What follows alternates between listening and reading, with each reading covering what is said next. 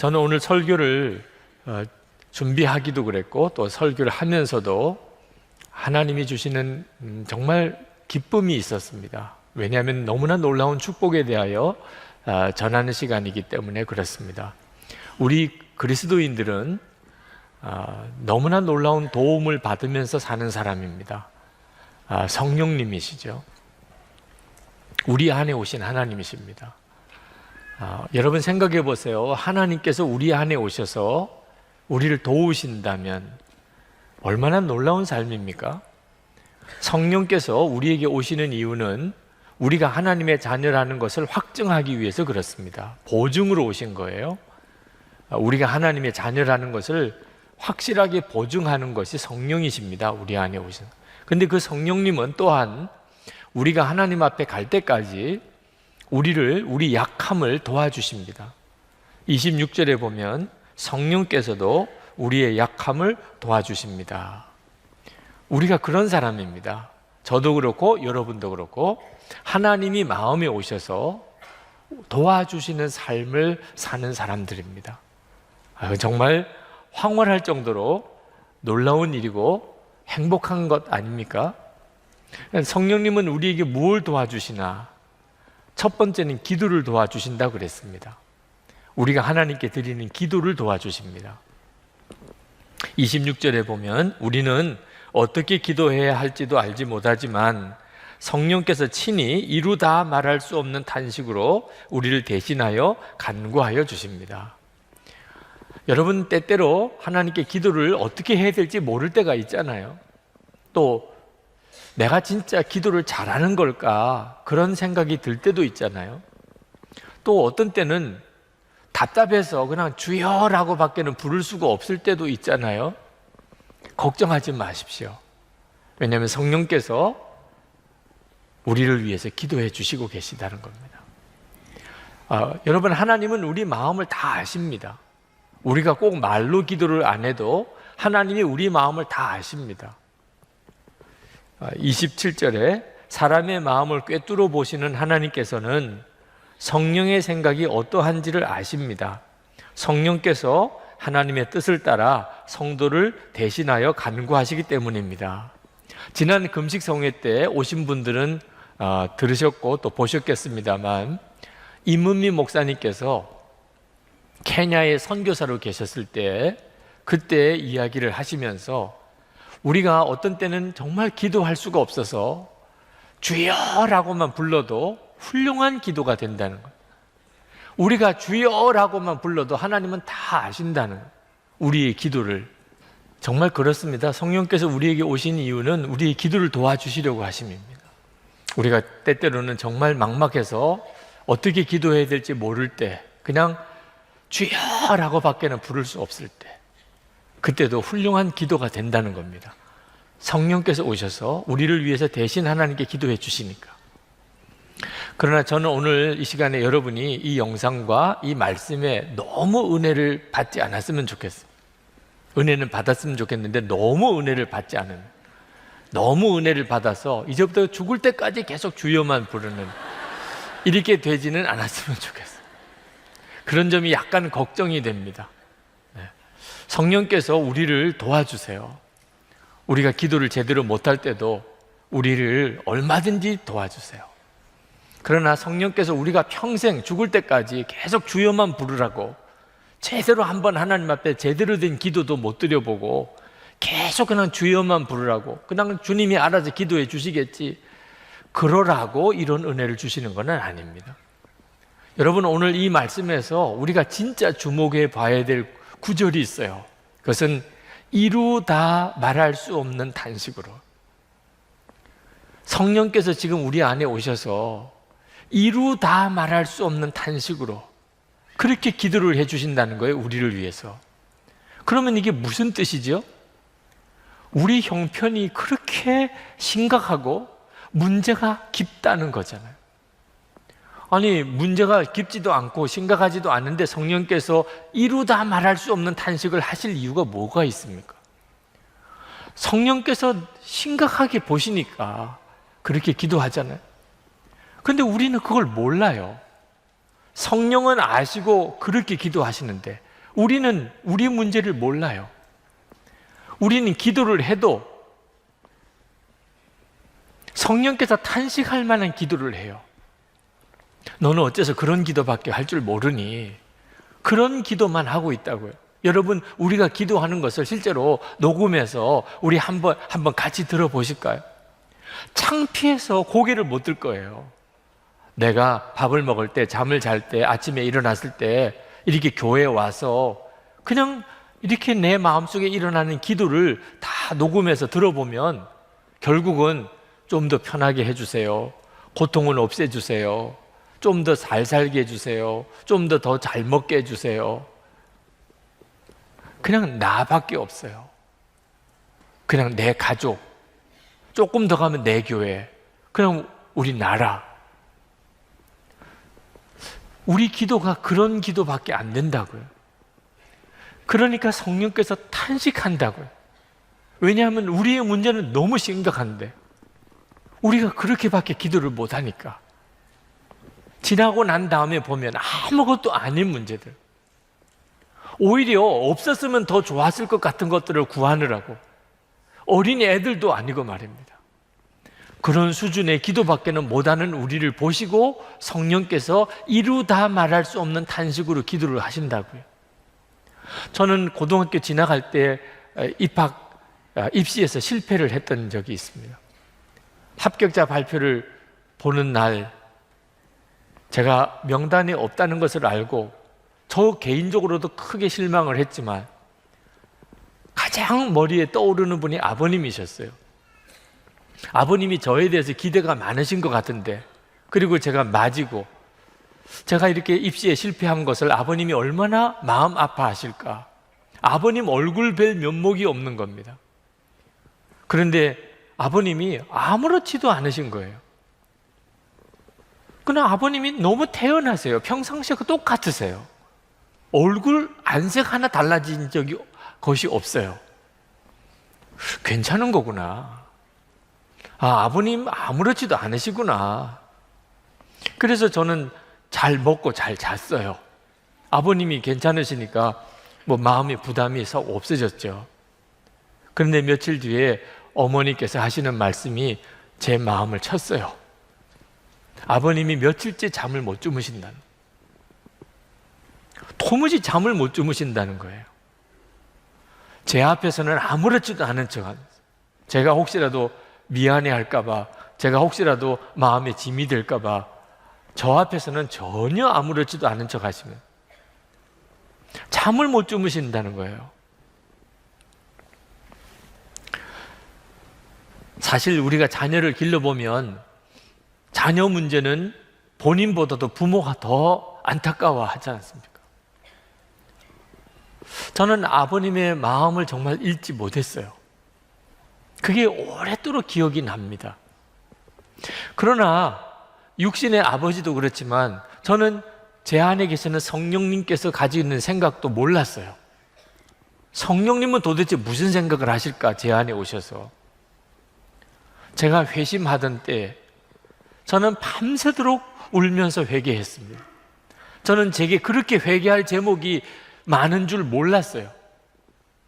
성령께서 저에게 그걸 알게 하실 때 눈을 열어주시니까 밤잠을 자지 못하고 울면서 회개했어요. 그렇게 제 죄가 많은 겁니다. 그러니 여러분, 우리는 정말 알아야 할 것을 모르고 살아요. 우리 안에 성령님께서 왜 오셨겠습니까? 진짜 눈을 떠야 될 것, 정말 보아야 될 것, 정말 알아야 될 것, 정말 기도해야 될 것을 알게 하시려고 하심입니다. 어느 집사님이 저에게 굉장한 오해를 하시고 아주 거짓 소문을 교회에 퍼뜨린 적이 있었습니다. 그 소문이 있다는 것을 제가 듣고는 엄청나게 마음에 상처가 되고, 그 소문을 믿은 교인들도 너무 배신감이 느껴지고 말할 수 없이 화가 났습니다. 그러나 더 힘든 것은 주님이 아무 말을 하지 말라는 겁니다. 그 일에 대해서 아무 말을 하지 말라는 거예요. 그러니 저는 사람들이 저를 오해해서 거짓 소문을 믿는 줄 알면서도 말하거나 설명하거나 해명을 못하는 거죠. 그건 정말 죽는 것 같았어요. 기도도 할 수 없었어요. 내가 이러다가 진짜 속이 썩어서 죽겠구나 그런 생각이 드는데 나도 모르게 튀어나온 기도가 나는 죽었습니다. 하나님, 유기성이는 죽었습니다. 정말 제가 죽지 않으면 견딜 수 없다는 느낌이 들었어요. 그 기도를 한 10번은 한 것 같습니다. 나는 죽었다는 고백을. 근데 참 놀라운 일이 벌어졌어요. 너무나 놀라운 평강이 갑자기 마음에 임하는 겁니다. 아, 이것이 죽음인가 보다. 그런 생각이 들었어요. 억울한 마음도 없어지고 분노도 사라지고 섭섭한 마음도 사라지고 그러니까 진짜 살 것 같은 거예요. 이제 무슨 기도를 해야 될 것 같은데 무슨 기도를 해야 되나? 그래서 주님의 마음을 주십시오. 뭐라고 기도해야 될지 주님은 아시지 않겠습니까? 주님의 마음을 주십시오. 그 순간에 갑자기 애통함이 밀려오는데 그냥 펑펑 울었어요. 지금까지 그렇게 많이 울은 적이 없어요. 너무너무 울었어요. 나중에는 지쳐서 울 수가 없을 정도까지. 그때 제 마음속에 언뜻 떠오르는 생각이 내가 왜 우나? 내가 왜 우는지도 모르고 울었다니까요. 그때 깨달은 것이 내가 주님의 마음을 달라고 그랬지. 주님의 마음을 주십시오. 이루 다 말할 수 없는 탄식. 그게 성령의 마음이라는 것을 저는 그날 처음 경험했어요. 성령께서 제 마음에 오셨다는 건 믿었지만 성령의 마음은 그날 처음 경험했어요. 어떤 소문 때문에 목회 못하겠다고 너무 억울하다고 너무 속상하다고 그러는 목사를 보시는 주님의 마음은 화를 내시는 것도 아니고 애통함이셨어요. 이놈아, 그게 그렇게 힘드냐? 너는 그것도 못 견디냐? 교회 안에서 서로 말도 안 되는 소문들, 말들이 또 오고 가는 이런 현상을 보시는 주님의 마음은 화를 내시기보다는 애통함이셨어요. 여러분들도 한번 가족을 위해서 하나님 마음을 주세요. 여러분 교인들을 위해서 또는 여러분 주변에 정말 용서가 안 되는 사람, 진짜 미운 사람, 정말 그 사람은 죽었으면 좋겠다고 생각하는 사람, 만약에 있다면 그 사람을 향한 주님의 마음을 한번 달라고 해보세요. 울지 않고 견딜 수 있는 사람 없을 겁니다. 우리가 주님의 마음을 너무 모르는 거예요. 주님의 마음을 모르니까, 그러니까 우리는 아무것도 아닌 문제를 가지고 기도하는 거예요. 성령께서 우리 안에 오셨을 때 얼마나 그 일이 답답하시겠습니까?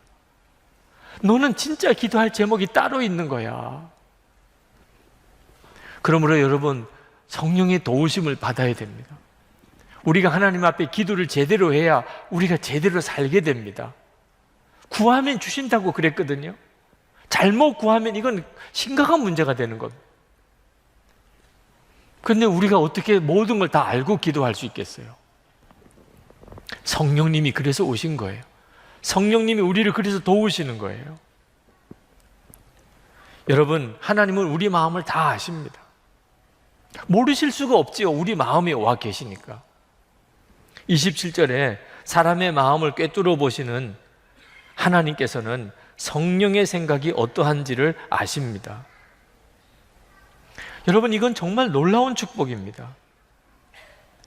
하나님과 마음이 완전히 통하는 관계입니다. 우리는 하나님과 우리는 마음이 완전히 통해요. 하나님이 우리 안에 오셔서 우리 마음을 다 아시죠. 우리도 하나님을 그렇게 알게 되어 있습니다. 이건 엄청난 축복이고 놀라운 은혜입니다. 하나님과 이렇게 친밀한 관계. 다윗이 시편 19편 14절에 나의 반석이시오 나의 구속자이신 여호와여 내 입의 말과 마음의 묵상이 주님 앞에 연락되기를 원하나이다. 다윗은 자기 마음의 묵상이 주님께 연락되는 걸 알았어요. 마음이 생각만 해도 하나님이 아신다는 겁니다. 우리야말로 진짜 그렇습니다. 여러분, 하나님을 기쁘시게 하는 것은 어렵지 않아요. 아주 쉬운 일이에요. 여러분이 마음으로 하나님이 기뻐하시는 생각을 하면 하나님을 기쁘시게 할 수 있어요. 여러분의 마음이 하나님이 기뻐하는 생각만 하면. 그러나 이 말씀은 또 한편으로는 굉장히 두려운 말씀입니다.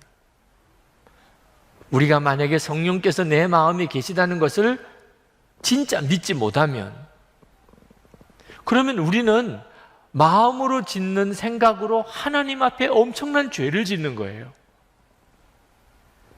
하나님을 면전에 두고 우리가 막 거친 말을 하고 욕을 하고 화를 내고, 이게 말도 안 되는 일이죠. 만약에 우리가 눈을 떠서 하나님을 뵙는다면 이건 상상도 안 되는 일입니다. 그러나 하나님은 우리에게 은혜를 주셔서 성령으로 우리 안에 오셨어요. 그런데 우리가 마음속으로 누구를 향하여 화를 내면 그건 하나님께 짓는 죄예요. 내가 어떤 일로 인해서 나쁜 생각을 품으면 그건 하나님의 얼굴에다가 아주 먹칠을 하는 겁니다. 이런 죄를 짓고 사는 거예요, 우리가. 성령이 근심이라고 그랬습니다. 에베소서 4장 30절에. 성령께서 왜 근심하시나요? 하나님을 진짜 믿지 않고 마음에 이 생각 저 생각 말도 안 되는 더럽고 끔찍한 생각을 품고 사는 성도들 때문에 근심하시는 거죠. 우리 안에 오셨으니. 이건 얼마나 불행한 일이겠습니까? 성령님은 우리를 도와주시려고 오셨는데 우리가 그 사실을 진짜 믿지 못하면 오히려 우리는 하나님 앞에 얼마나 큰 죄를 짓고 사느냐 말입니다. 성령께서 그것을 깨우쳐 주시려고 하시는 거예요. 우리의 마음이 어떤지를 깨우쳐 주시려는 거예요. 여러분, 성령의 사람은 성령의 어떤 특별한 체험을 했거나 또는 기적을 경험을 한 사람을 말하는 게 아닙니다. 바로 이루다 말할 수 없는 탄식을 가지고 기도하시는 주님의 마음을 아는 사람이에요. 나라를 위해서 기도해도, 교회를 위해서 기도해도, 가족을 위해서 기도해도, 나 자신을 위해서 기도해도 성령의 그 마음을 아는 사람입니다. 그래서 24시간 주님을 바라보시라고 한 거예요. 항상 주님을 의식하고 살라는 겁니다. 여러분이 여러분의 마음에 이미 와 계신 성령님을 진짜 믿고 여러분의 마음의 묵상이 그대로 하나님께 올라간다는 걸 진짜 믿고 하나님은 여러분의 마음을 알고 계시다는 걸 믿고 여러분의 마음을 항상 주님을 바라보는 시선을 고정하고 하나님이 기뻐하시는 생각으로 여러분 한번 살아보십시오. 여러분이 얼마나 놀라운 축복을 받은 사람인가를 알게 됩니다. 28절에 보면 하나님을 사랑하는 사람들, 곧 하나님의 뜻대로 부르심을 받은 사람들에게는 모든 일이 서로 협력해서 선을 이룬다는 것을 우리는 압니다. 여러분, 성령께서 우리에게 오신 것은 모든 것이 합력해서 선을 이루게 되는 인생을 살게 하려고 하시는 겁니다. 하나님이세요, 성령님은. 얼마든지 그렇게 하실 수 있죠. 우리가 실패자라도, 우리에게 어려움이 많아도, 우리가 아무리 약해도 우리를 도와주시는 분이 성령님이시라니까요. 그 성령님께서 우리가 실수한 거, 실패한 거, 좌절한 거, 낙심한 거, 뭘 제대로 못하는 거 다 모아가지고 결국은 합력하여 선을 이루신다. 이건 놀라운 일이고 또 그 간증은 많습니다. 저는 오늘 여러분에게 책 한 권을 또 소개해 드리려고 하는데 하형록 목사님, 우리 교회에 오셔서 주일에 설교도 하셨죠.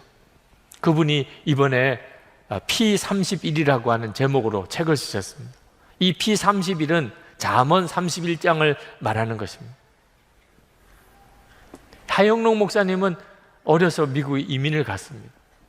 미국 최고의 명문 대학을 졸업했습니다. 29살에 회사에 중역이 됐습니다. 돈을 잘 벌었어요. 근데 어느 날 고속도로에서 교통사고가 났습니다. 갑자기 의식을 잃은 겁니다. 병원에 가서 진단을 해보니까 심장이 완전히 망가졌어요. 심장 이식 수술을 해야 될 정도. 그냥 다른 치료가 없고 심장을 완전히 이식을 해야 돼요. 그때 당시만 해도 심장 이식이 미국에서도 아주 어려운 수술이었던 때 생명의 위기가 온 겁니다. 그동안 벌어놓은 거 다 없어졌어요. 어린 딸 둘, 아내 남겨두고 이제는 정말 죽을까 살까 하는 순간이 온 거죠. 그때 하영록 목사님이 하나님 앞에 간절히 기도한 것은 심장을 고쳐달라는 것이었어요. 그렇지 않았겠어요? 심장을 고쳐주십시오. 심장 이식 수술을 했습니다. 그러나 부작용이 있어서 두 번째 심장 이식 수술을 해야 됐습니다. 한 번 하기도 끔찍한 일인데 두 번 심장 이식 수술을 해야 됐습니다. 그때 기도가 달라졌습니다. 성령의 체험을 했습니다. 내가 심장만 고쳐달라고 해서 될 게 아니구나. 심장이 고쳐지면 그러면 또 옛날처럼 살 거 아니야? 내가 지금 필요한 것은 심장이 고쳐지는 게 아니고 나 자신이 고쳐지는 것이어야 하는 거구나. 그래서 하나님 앞에 그때부터 기도하기를, 하나님 나를 고치세요. 새 삶을 살게 해주세요. 완전히 새로운 삶을 살게 해주세요. 그리고 그가 병원에 있는 동안에 성경을 2번 통독을 했습니다. 그때 평소에는 전혀 눈에 들어오지 않던 성경 구절이 하나 눈에 들어왔습니다. 마태복음 22장 39절 말씀입니다. 내 이웃을 내 자신같이 사랑하라. 그전에는 이런 성경 구절은 눈에 들어오지 않았습니다.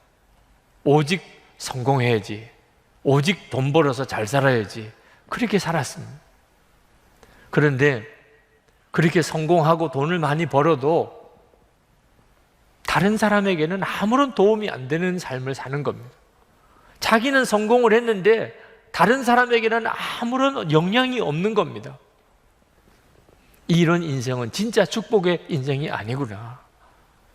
하나님의 자녀들은 자기가 잘 되는 것은 다른 사람에게 유익한 것입니다. 다른 사람에게 도움이 되도록 사는 것이 진짜 복된 삶이라는 것을 깨달았어요. 그래서 그는 그때부터 기도 제목이 다른 사람을 도와주며 살기 원합니다. 사업을 새로 시작했습니다. 그 새로 시작하는 회사에 비전을 정하기를, 우리는 어려운 자를 위하여 존재한다, 그렇게 정했습니다. 주차장, 신개념의 주차장 건축회사를 세웠습니다. 회사가 너무너무 부흥을 했습니다.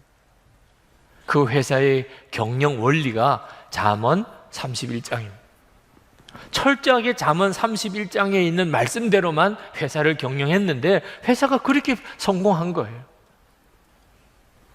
오바마 대통령이 당선되고 미 연방정부에서 건축과학과 관련된 분야의 자문위원으로, 백악관 자문위원으로 그렇게 선정이 되었습니다.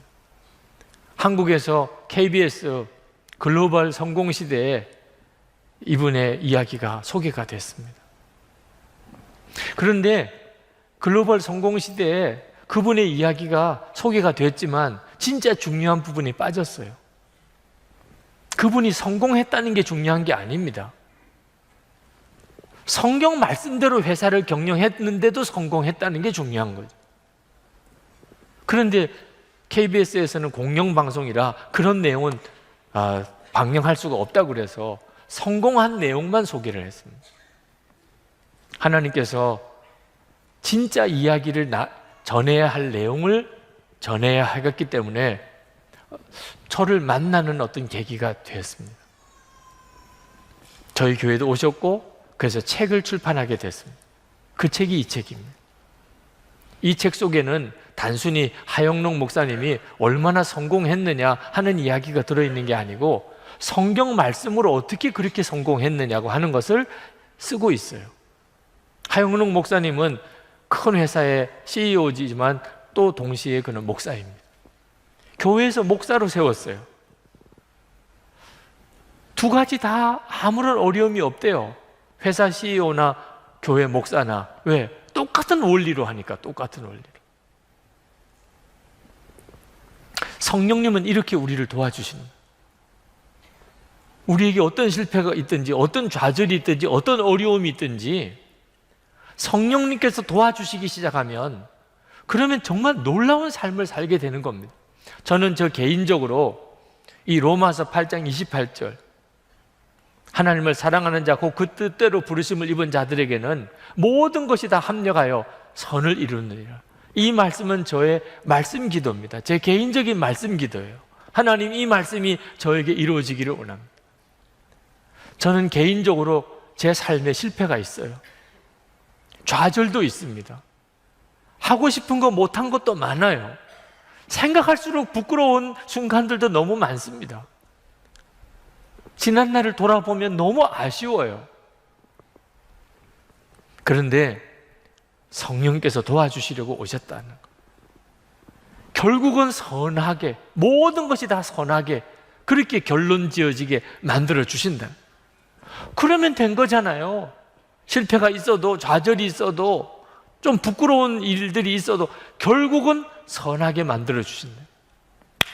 하나님, 그렇게 되기를 원합니다.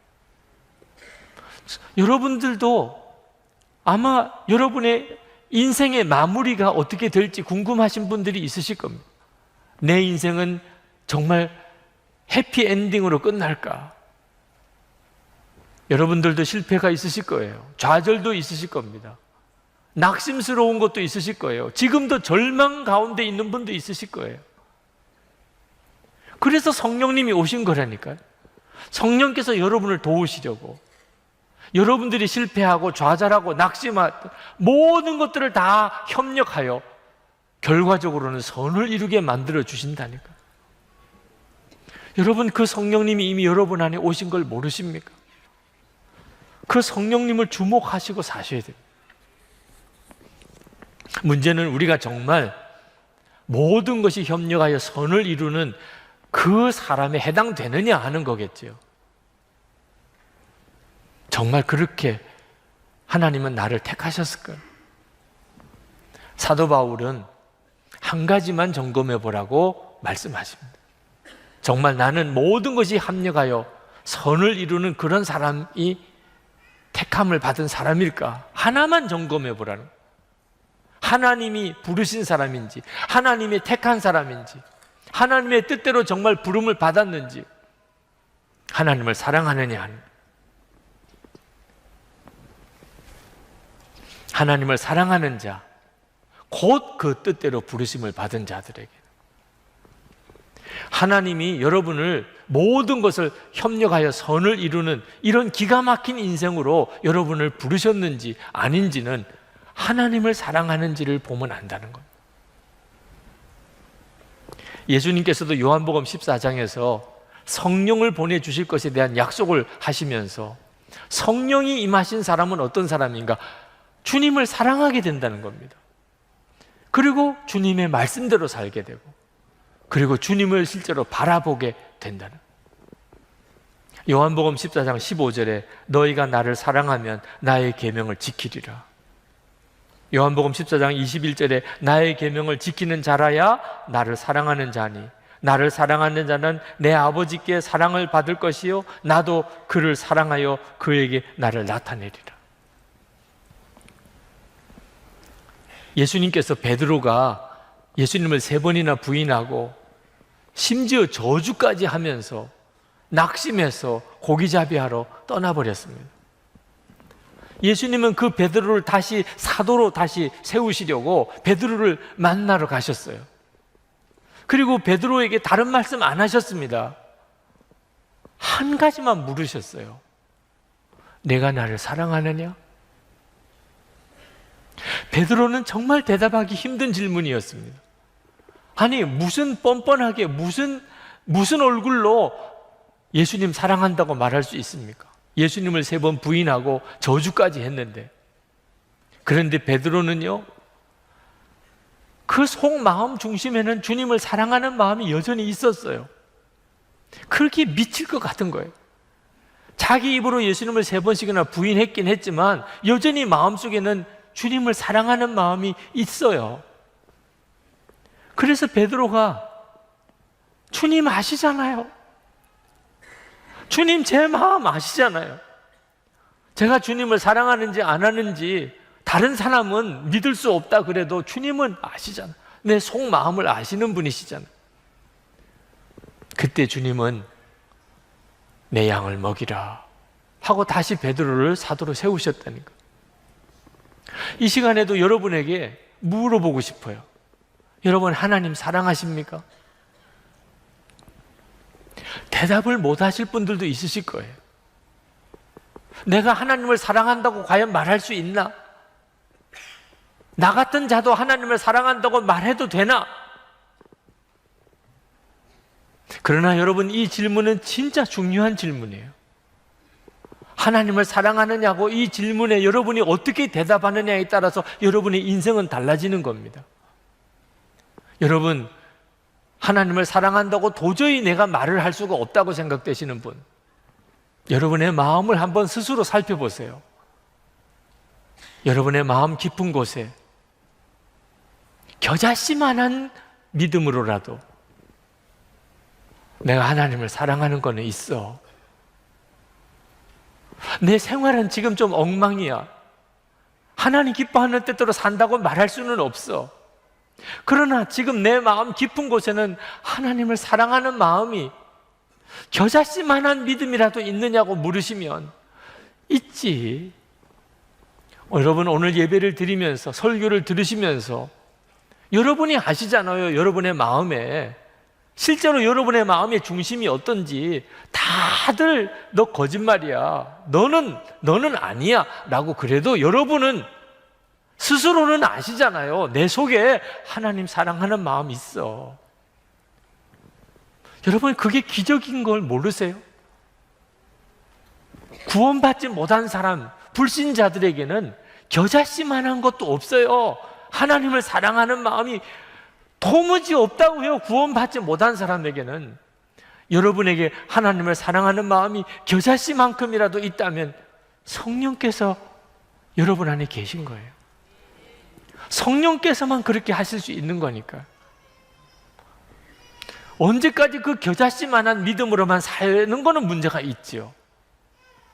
오늘 여러분들이 여러분의 마음의 깊은 곳에 여러분이 그동안에 무시하고 살았고 외면하고 살았고 믿지 못하고 살았고, 그러나 떠나지 않으시고 여전히 여러분 안에 계신 그 성령님의 역사, 그걸 주목하셔야 돼요. 오늘은 정말 붙잡으셔야 돼요. 내 안에 진짜 계시구나. 오늘 여기 교회에 오기까지 이건 도대체 무슨 역사지? 여러분, 여러분의 인생이 얼마나 복을 받았는지 아셔야 됩니다. 하나님이 여러분을 도우시려고 여러분의 마음에 와 계시답니다. 이제는 여러분이 그것을 진짜 믿으시고 성령님께 반응하셔야 돼요. 성령님께, 성령님 저를 도와주세요. 성령님 저를 인도해 주세요. 성령님, 제가 뭘 깨닫지 못하는 거 있습니까? 이루 다 말할 수 없는 탄식을 혹시 하고 계십니까? 제가 뭘 도대체 깨달아야 되지요? 제가 아무것도 아닌 것 가지고 지금 기도하고 있습니까? 제 마음이 그대로 하나님께 올려지는데 이제는 정말 주님만 바라보고 살겠습니다. 여러분들이 그렇게 반응하기 시작하면 성령님은 너무너무 기뻐하세요. 바로 그걸 위해 오셨기 때문에.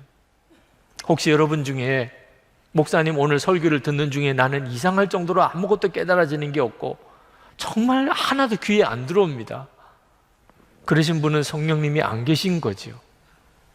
그런 분들은 성령님을 초청하세요. 주님은 여러분 안에 들어오시기를 원하십니다. 저는 솔직히 너무 답답합니다. 주님, 계신지 안 계신지도 잘 모르겠습니다. 그러나 오늘 그 설교 말씀대로 나도 한번 살아보고 싶습니다.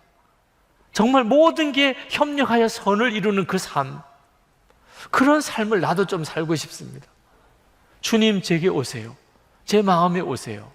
여러분이 진심으로 구하시면 반드시 주님은 오십니다. 여러분, 이제 기도하십시다. 오늘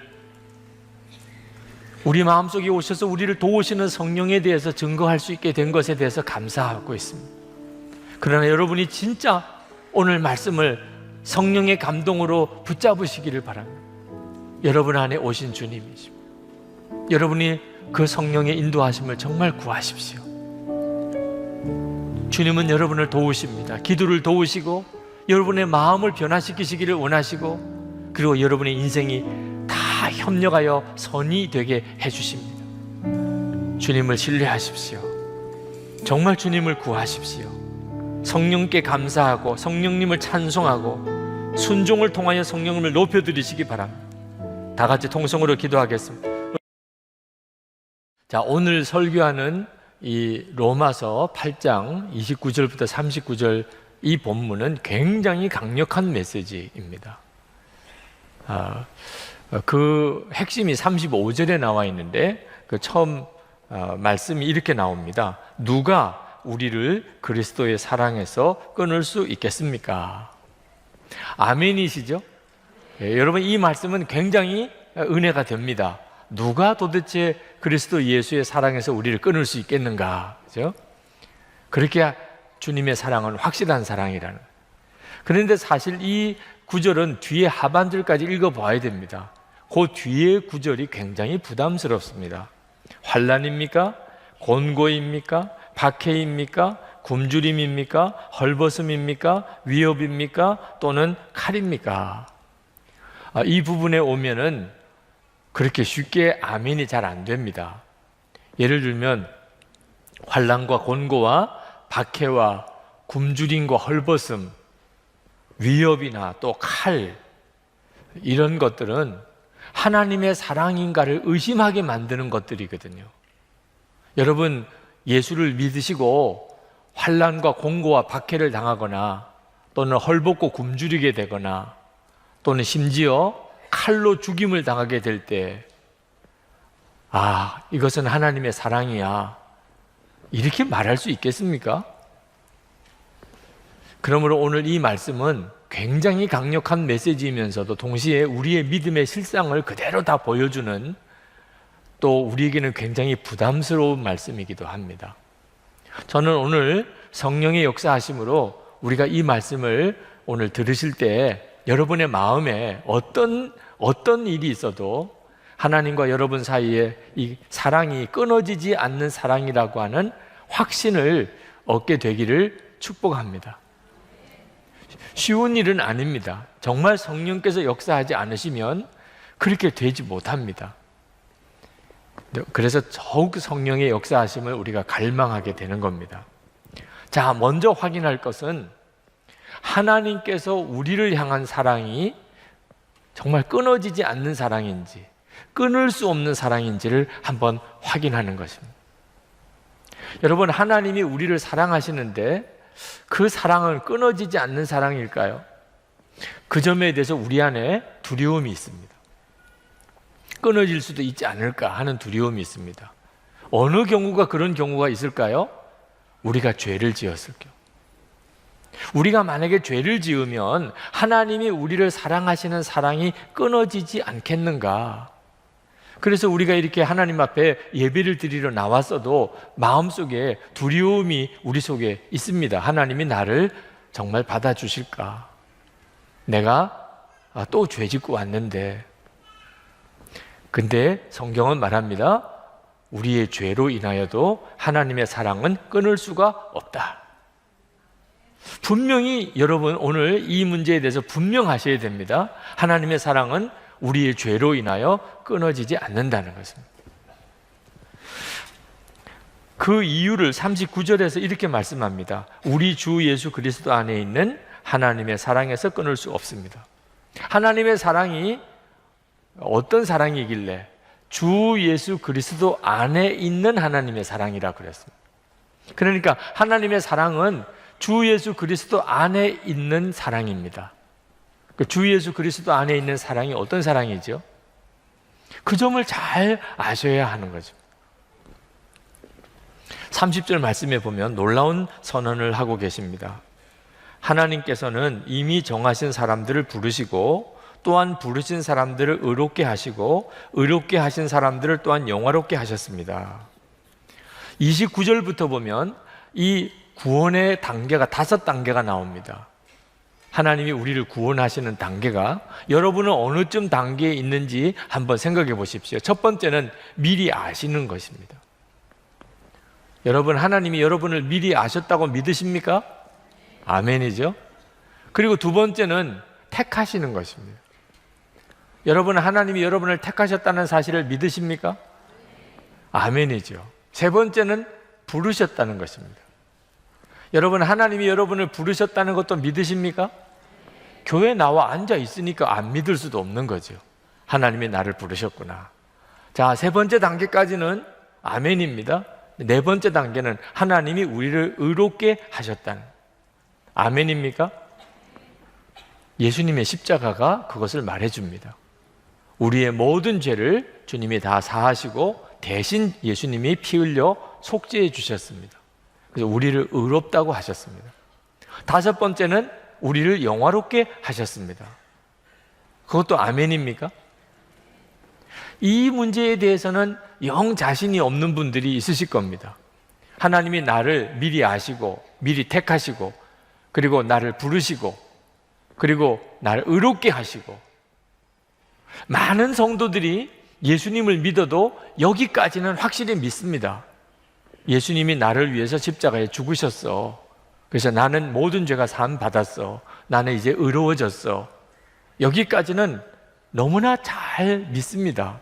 그런데 영화롭게 하셨다, 앞으로 하실 게 아니고 이미 영화롭게 하셨다, 과거형입니다. 그 점에 대해서는 자신이 없으신 것이 영화롭지 않으니까. 지금 여러분 옆에 앉으신 분의 얼굴을 보시면 광채가 나십니까? 영화로우십니까?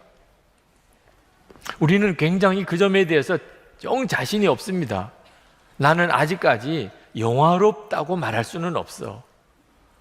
그렇게 되었으면 좋겠지만 대부분 그렇게 생각하십니다. 그것은 예수님을 믿는 것을 속죄받은 것에만 국한하고 있기 때문에 그렇습니다. 우리는 예수님을 진짜 제대로 믿어야 합니다. 예수님을 제대로 믿는 것은 갈라디아서 2장 20절에 놀라우게 고백되어 있습니다. 우리는 예수님과 함께 죽고 예수님으로 사는 자가 되었다는 것입니다. 갈라디아서 2장 20절에 내가 그리스도와 함께 십자가에 못 박혔나니 이제는 내가 산 것이 아니요 내 안에 그리스도께서 사시는 것이라. 여러분이 예수님과 함께 십자가에서 죽었고 여러분 안에 그리스도가 사시는 것이라면 여러분은 영화롭게 되신 거예요? 아니에요? 영화롭게 되신 거죠. 예수님이 여러분 안에 사신 거니까. 예수님은 이미 영화로우신 분이시잖아요. 여러분이 예수 믿는 것을 어떻게 이해하느냐에 따라서 이 말씀이 이해가 되기도 하고 또 안 믿어지기도 합니다. 나는 죽었고 예수님이 내 생명이셔. 이것이 믿어지는 사람은, 그렇게 고백이 되는 사람은 영화롭게 하셨다는 말씀이 믿어지는 거예요.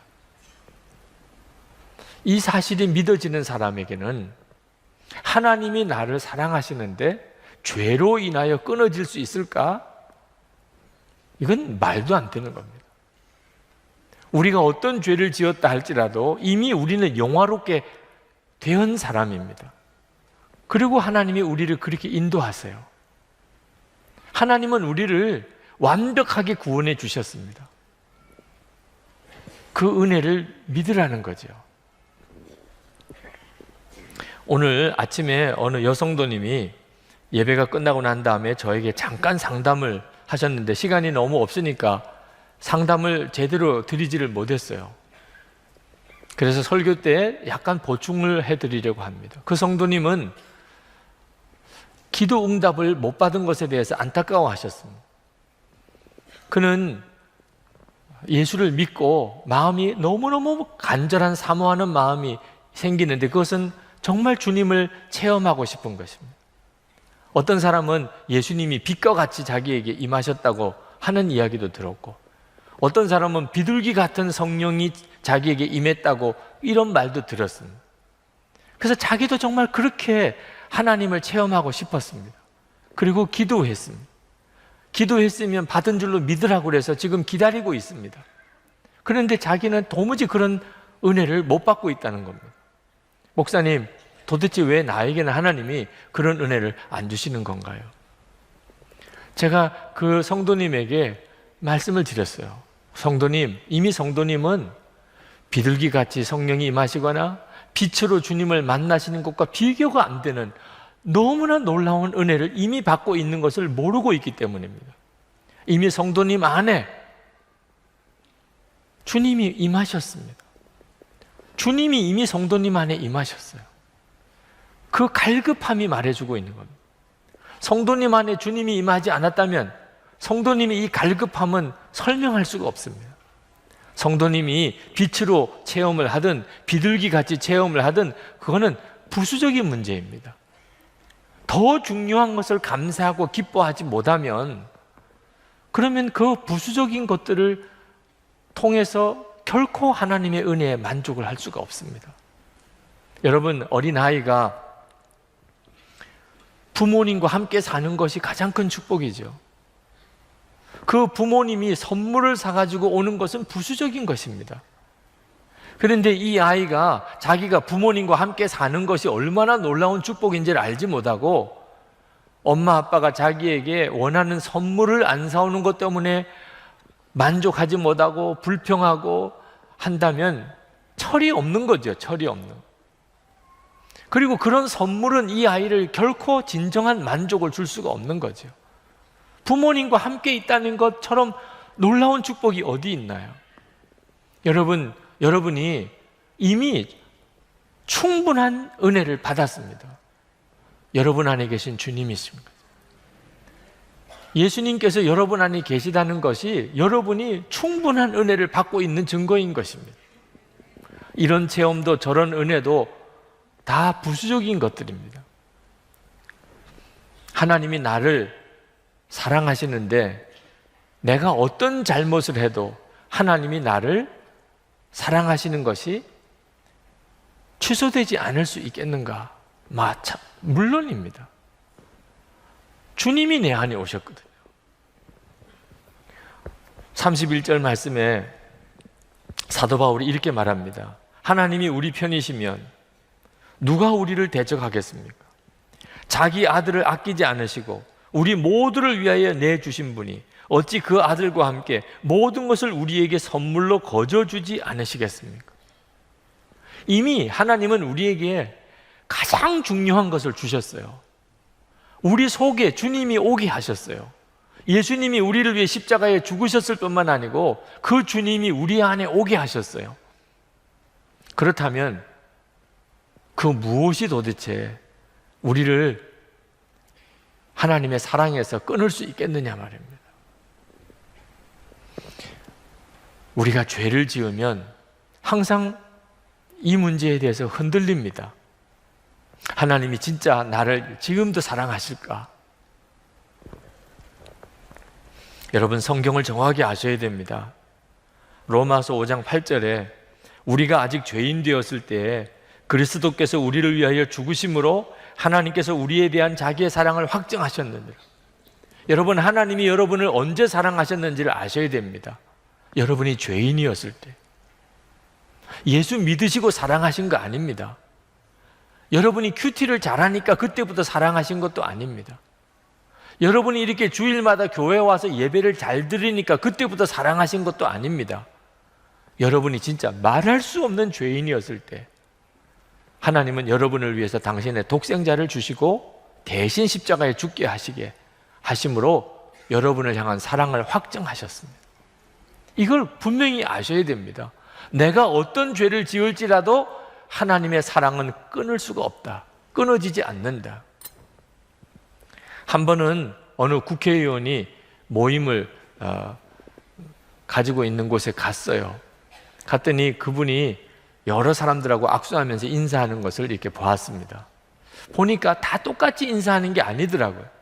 어떤 사람하고 인사할 때는 그냥 손만 내밀고 고개만 까딱거리고 그렇게 인사하기도 하고, 어떤 사람하고 인사할 때는 정말 팔이 떨어지라고 막 그렇게 두 손으로 잡고 인사를 하는 걸 보고, 이분이 사람이 다 똑같이 좋은 게 아니구나, 이런 생각이 들었었어요. 여러분, 오늘 여러분들이 하나님 앞에 예배드리러 이렇게 오실 때 하나님은 여러분들을 어떤 식으로 반가워하셨을 것 같습니까? 너 또 왔냐? 난 너만 보면 숨이 탁 막힌다. 혹시 이렇게 하셨을 거다. 하나님이 나를 보시면은 오히려 하나님이 어색해 하셨을 거다. 혹시 그렇게 생각하시는 분이 이 자리에 한 사람이라도 있다면 그건 정말 몰라서 하시는 거예요. 결코 그렇지 않습니다. 하나님은 너무 기뻐서 펄쩍펄쩍 뛰면서 너무 반가워서 여러분들을 끌어안으시고 좋아하셨어요. 믿어지지 않으시는 분이 틀림없이 있으실 거예요. 목사님, 저를 몰라서 그러시지 저는 절대로 하나님이 그렇게 기뻐할 그런 사람이 아닙니다.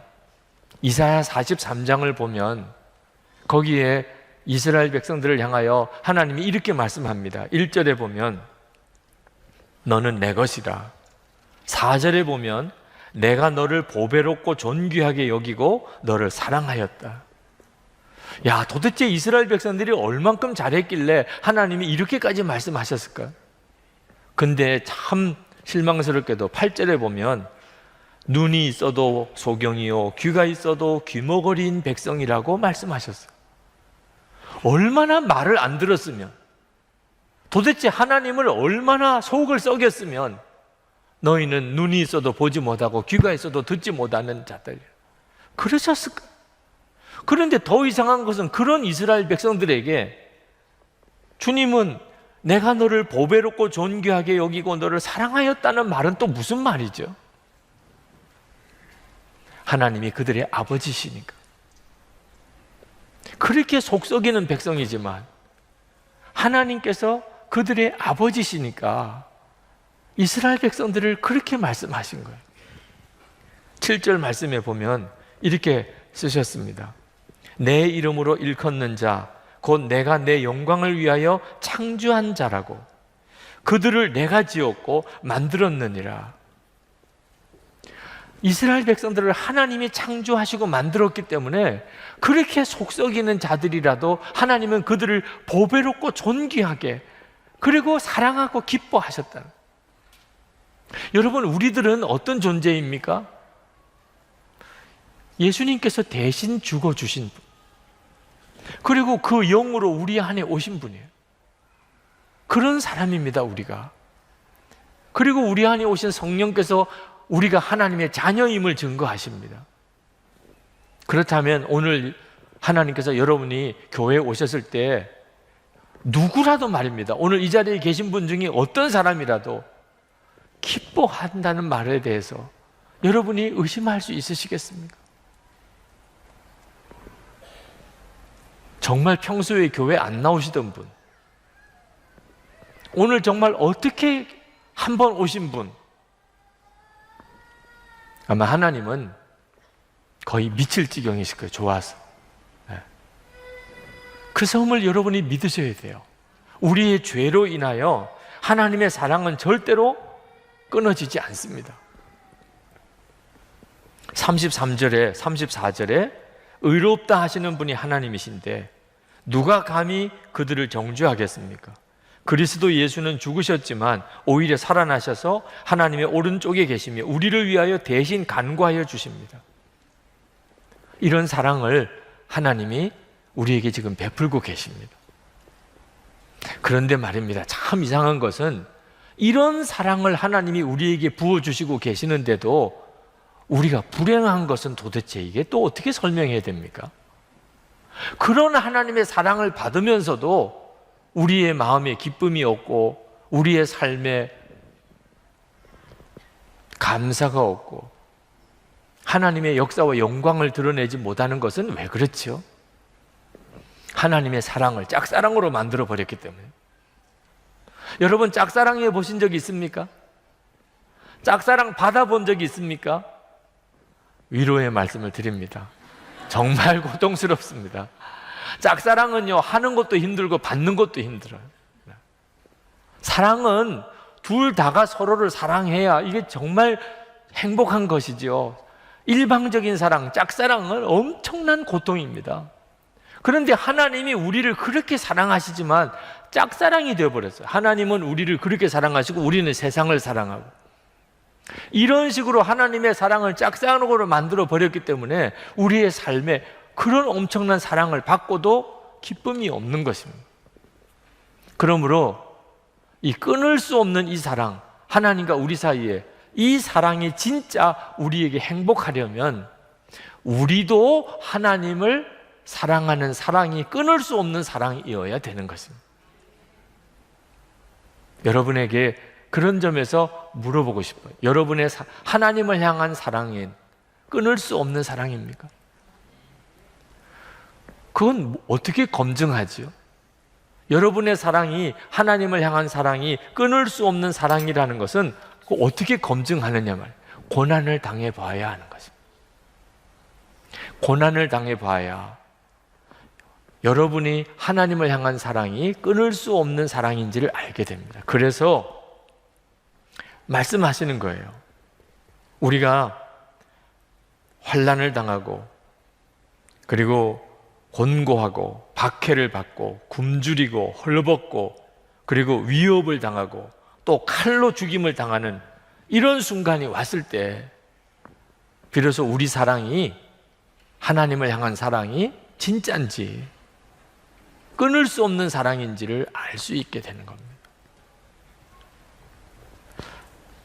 마귀는 지금까지 신실한 성도들로 하여금 하나님을 사랑하지 못하게 만들려고 핍박을 통해서 얼마나 강하게 역사해 왔는지 모릅니다. 36절입니다. 성경에 기록된 바 우리는 종일 주님을 위하여 죽임을 당합니다. 우리는 도살당할 양과 같이 여김을 받았습니다. 한 것과 같습니다. 많은 성도들이 도살당하는 양과 같은 취급을 받았어요. 주님을 위해서. 마귀가 원하는 건 하나예요. 하나님 사랑하지 마. 하나님 사랑 믿지 마. 이것도 사랑이냐? 그런데 이 마귀의 시도는 항상 실패였어요. 오늘 사도 바울이 37절에서 고백합니다. 이기고도 남습니다. 개역 성경에는 넉넉히 이기느니라. 아무리 마귀가 우리에게 핍박을 주고 고난을 주고 그래도 우리는 넉넉히 이긴다. 이기고도 남는다. 어떻게 그게 가능하지요? 이 모든 일에서 우리를 사랑하여 주시는 그분을 힘입어서라고 이렇게 말씀하고 있습니다. 예수님 때문입니다. 우리 안에 오신 예수님 때문에 우리가 어떤 환난을 당하고 어떤 핍박을 당하고 어떤 손해를 본다 할지라도 하나님을 향한 우리의 사랑이 조금도 훼손되지 않습니다. 주님이신 거예요. 주님이 우리를 도와주시고 우리와 함께 하시고 우리를 인도하시기 때문에 교리로는 그렇게 안 됩니다. 지식으로 그렇게 안 됩니다. 오직 우리와 진짜 함께 하시는 예수님, 그분 때문에 우리가 고난을 당할지라도 하나님을 향한 사랑에 훼손이 없는 것입니다. 사도 바울이 확신하고 핍박당하던 초대교회 성도들이 가지고 있던 확신이 뭐였냐면 어떤 것도 그리스도 예수 안에 있는 하나님의 사랑에서 우리를 끊을 수 없다. 38절, 39절. 나는 확신합니다. 죽음도 삶도 천사들도 권세자들도 현재 일도 장래 일도 능력도 높음도 깊음도 그 밖에 어떤 피조물도 우리를 우리 주 예수 그리스도 안에 있는 하나님의 사랑에서 끊을 수 없습니다. 여러분들 사인할 수 있습니까? 나도 확신합니다. 나도 확신합니다. 그렇게 할 수 있겠습니까? 여러분, 속으시면 안 돼요. 형편이 어려우니까, 살기가 너무 힘드니까 하나님의 사랑을 믿을 수가 없다. 이거 완전히 거짓말입니다, 여러분. 그렇게 말하는 사람도 종종 있습니다. 너무 어려우니까 이제는 하나님의 사랑을 믿을 수가 없어. 여러분, 우리 안에 함께 하시는 주님을 우리가 알고 나면 형편 어려운 거하고 하나님을 사랑하는 거하고는 아무런 연관이 없습니다. 오히려 형편 어려운 것이, 고난이 더 축복이라고 느껴집니다.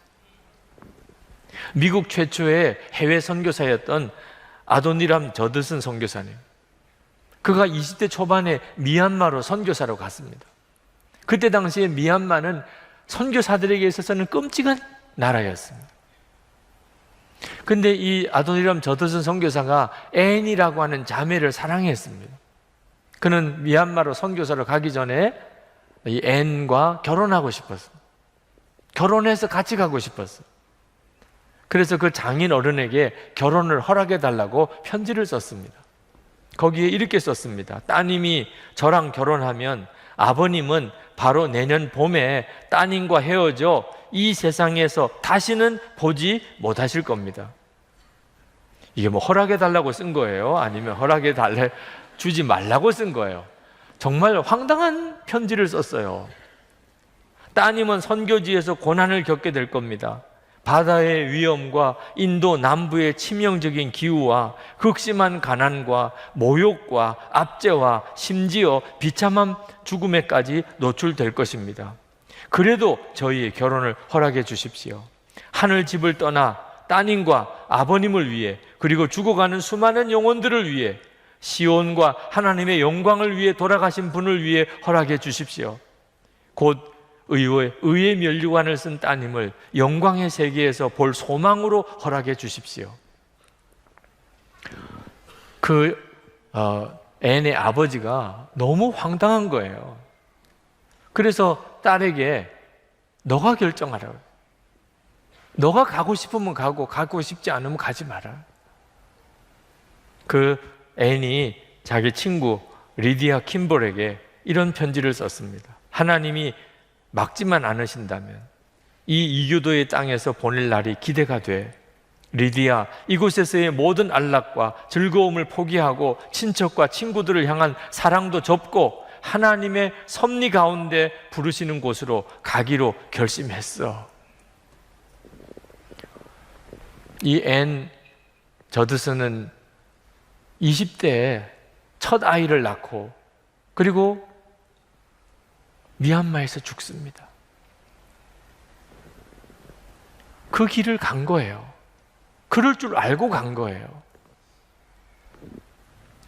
고난하고 사랑하고는 절대로 상충되는 게 아닙니다. 우리가 하나님을 향한 사랑이 진짜라면 고난이 절대로 그 사랑을 꺾지 못합니다. 오히려 고난이 감사하다니까요. 여러분, 우리가 인생을 다 마치고 그리고 천국에 갔을 때, 그때 천국에서 이런 일을 상상해 볼 수 있겠습니다. 우리를 극장으로 데리고 가는 겁니다. 야, 천국에 오자마자 영화부터 보여주네. 무슨 천국 생활 오리엔테이션인가? 하고 이렇게 앉았습니다. 불이 꺼지고 그리고 이제 영상 필름이 돌아갑니다. 가만히 보니까는 눈에 익은 사람들이 그 영화에 나와요. 부모님, 또 친척 어른들, 그리고 동네 친구들, 학교 친구들, 주인공이 자기 자신이에요. 태어날 때부터 자기가 죽을 때까지 모든 자신의 삶이 그 영상에 쭉 다 나옵니다. 그 영화를 다 보고 난 다음에 여러분은 어떤 느낌이실까요? 만약에 내가 주님을 위해서 고난을 당하고 주님을 위해서 희생하고 주님을 위해서 헌신한 그런 장면들이 나올 때 여러분은 어떤 느낌이실까요? 그건 황홀한 것입니다. 그건 정말 놀라운 축복인 것입니다. 내가 그랬었지. 내가 그때 주님을 위해서 저런 어려움을 당했지. 내가 주님을 위해서 저런 고난을 당했었어. 내가 주님을 위해서 저렇게 희생했었지. 근데 그건 얼마나 큰 기쁨일까요? 여러분, 빌립보서 1장 29절에 하나님께서는 여러분에게 그리스도를 믿는 것뿐 아니라 또한 그리스도를 위하여 고난을 받는 특권도 주셨습니다. 그리스도를 위하여 고난을 받는 특권이래요. 지금은 그게 믿어지지 않으시는 분, 이해가 안 되시는 분들이 있으실 거예요. 그러나 천국에서 여러분의 인생을 다 한번 돌아볼 때는요, 그때는 정말 절감하게 될 것입니다. 그리스도를 위하여 고난을 당하는 것이 특권인 거예요. 그거밖에 남을 게 없어요. 우리 안에 오신 주님은 우리에게 그것을 알게 하십니다. 그러니 여러분, 하나님을 향한 우리의 사랑을 끊을 수 있는 게 뭐가 있습니까? 어떤 고난도 끊을 수가 없습니다. 여러분들이 이 사랑을 실제로 누리고 사시기를 축복합니다. 하나님이 우리를 향한 사랑, 어떤 죄가 있어도 끊을 수가 없습니다. 우리가 하나님을 향한 사랑, 어떤 고난도 끊을 수가 없습니다. 우리가 이렇게 하나님과 사이에 끊을 수 없는 사랑을 가지고 사는 것은 단순히 우리 자신만을 위해서 중요한 게 아닙니다. 세상을 뒤집어 놓는 일이에요. 여러분 한번 생각해 보십시오. 하나님을 향한 이 뜨거운 사랑, 끊을 수 없는 이 사랑의 관계 속에 사는 성도는 어떻게 살까요? 하나님이 나를 사랑하세요. 그 사랑은 끊을 수가 없어요. 나도 하나님을 사랑해요. 그 사랑은 끊을 수가 없어요. 그러면 우리는 이 세상에서 어떤 어려움을 당하고 어떤 손해를 볼지라도 당당하게 하나님의 말씀대로 정직하게 거짓 없이 하나님의 말씀대로 살게 될 것입니다.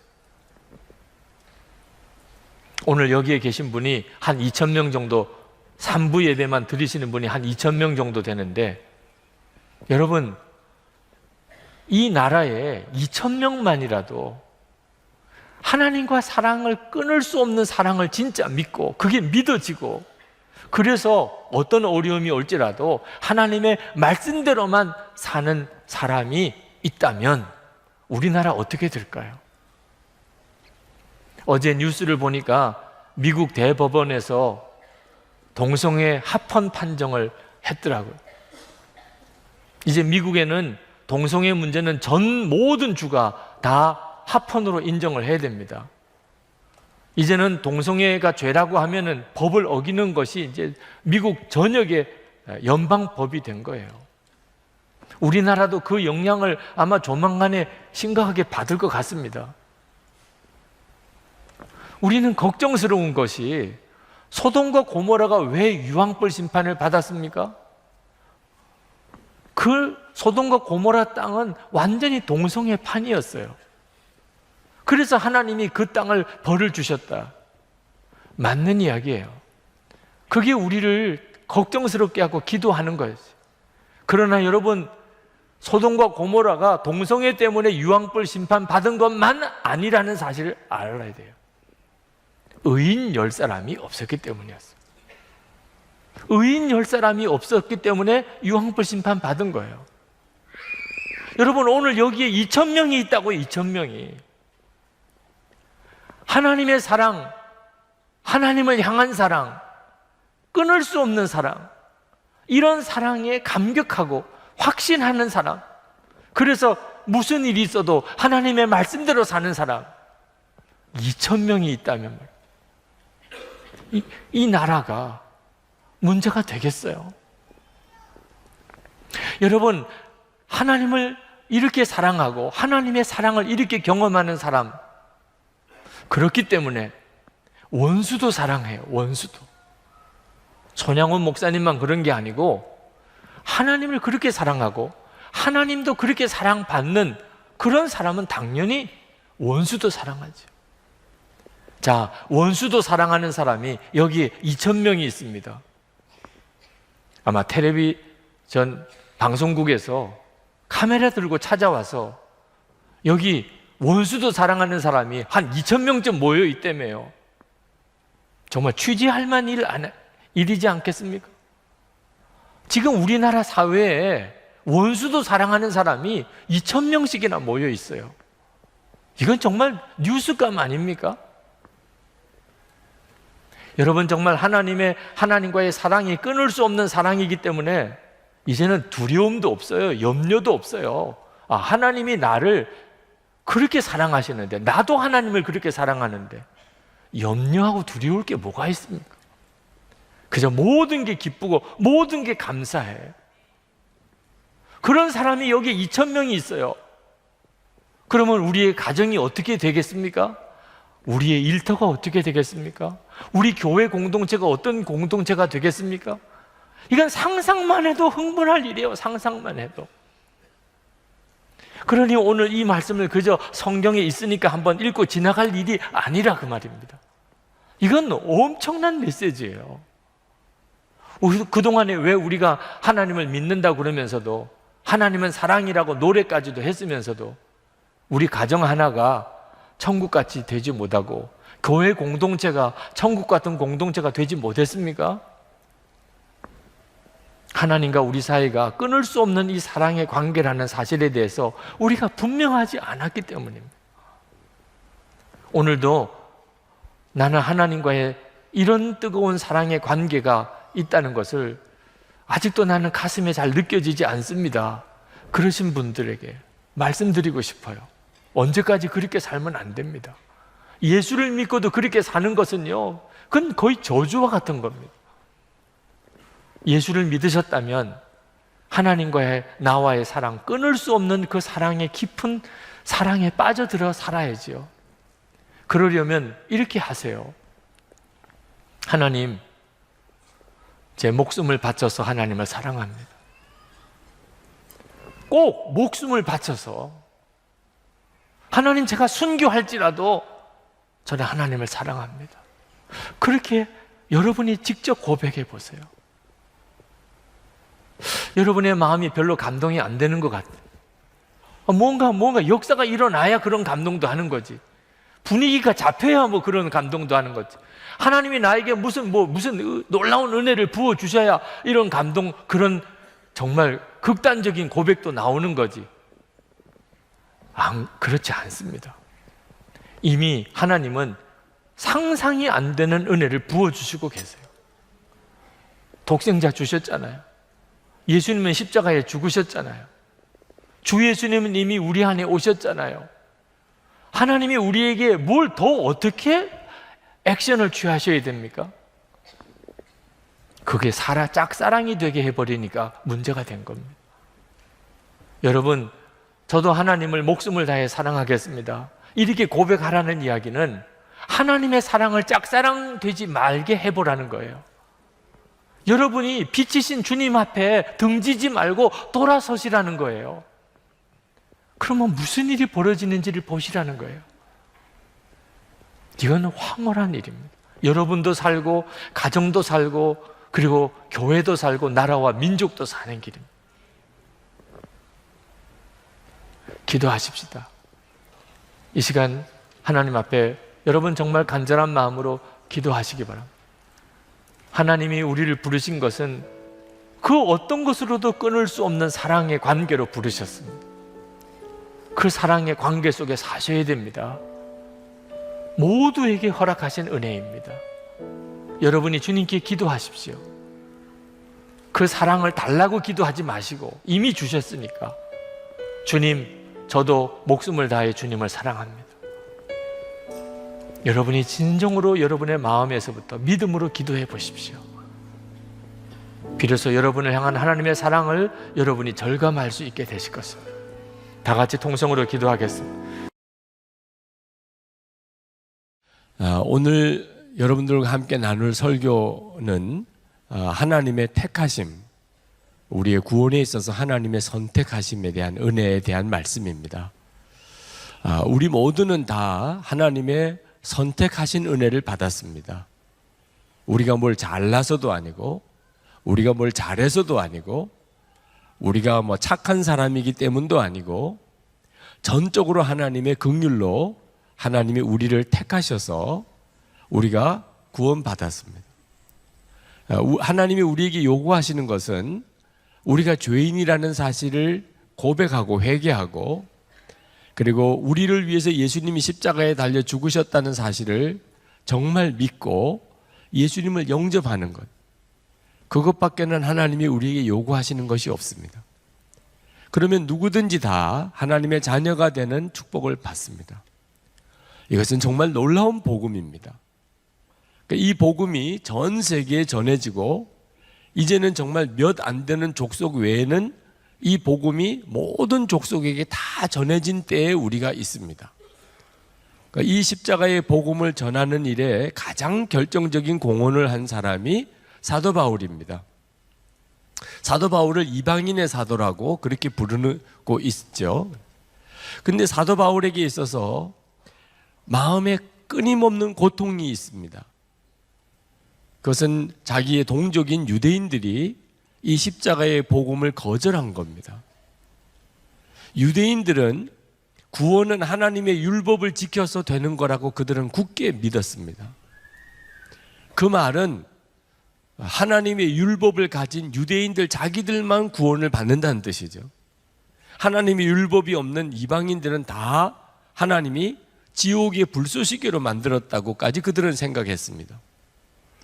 그러니까 하나님의 율법이 아니고 오직 예수님의 십자가의 구원을 믿기만 하면 구원받는다는 이 사도 바울이 전하는 이 복음을 유대인들은 너무너무 싫어했던 것입니다.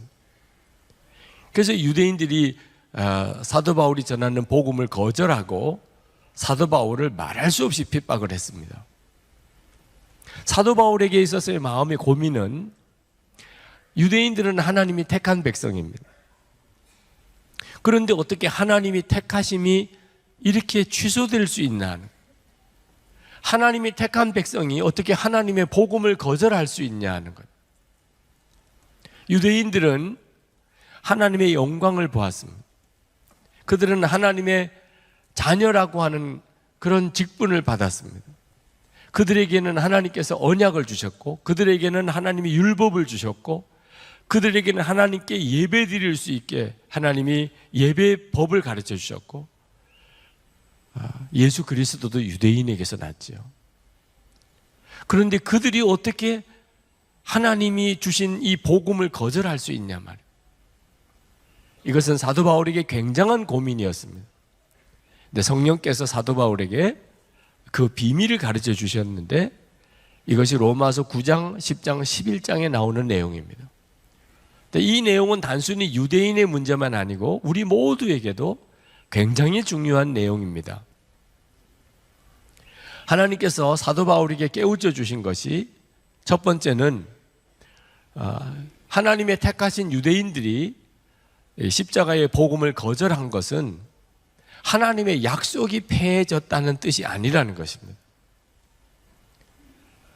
왜냐하면 하나님이 유대인을 택하신 것은 혈통을 따라서 택하신 것이 아니라는 겁니다. 다시 말하면 유대인은 다 하나님의 택한 사람들이냐? 그렇지 않다는 겁니다. 그러면서 두 가지 예를 드셨습니다. 하나는 아브라함의 아들 이스마엘과 이삭의 예를 들었습니다. 둘 다 아브라함의 혈통입니다. 그러나 하나님이 이스마엘은 패하고 이삭을 택했습니다.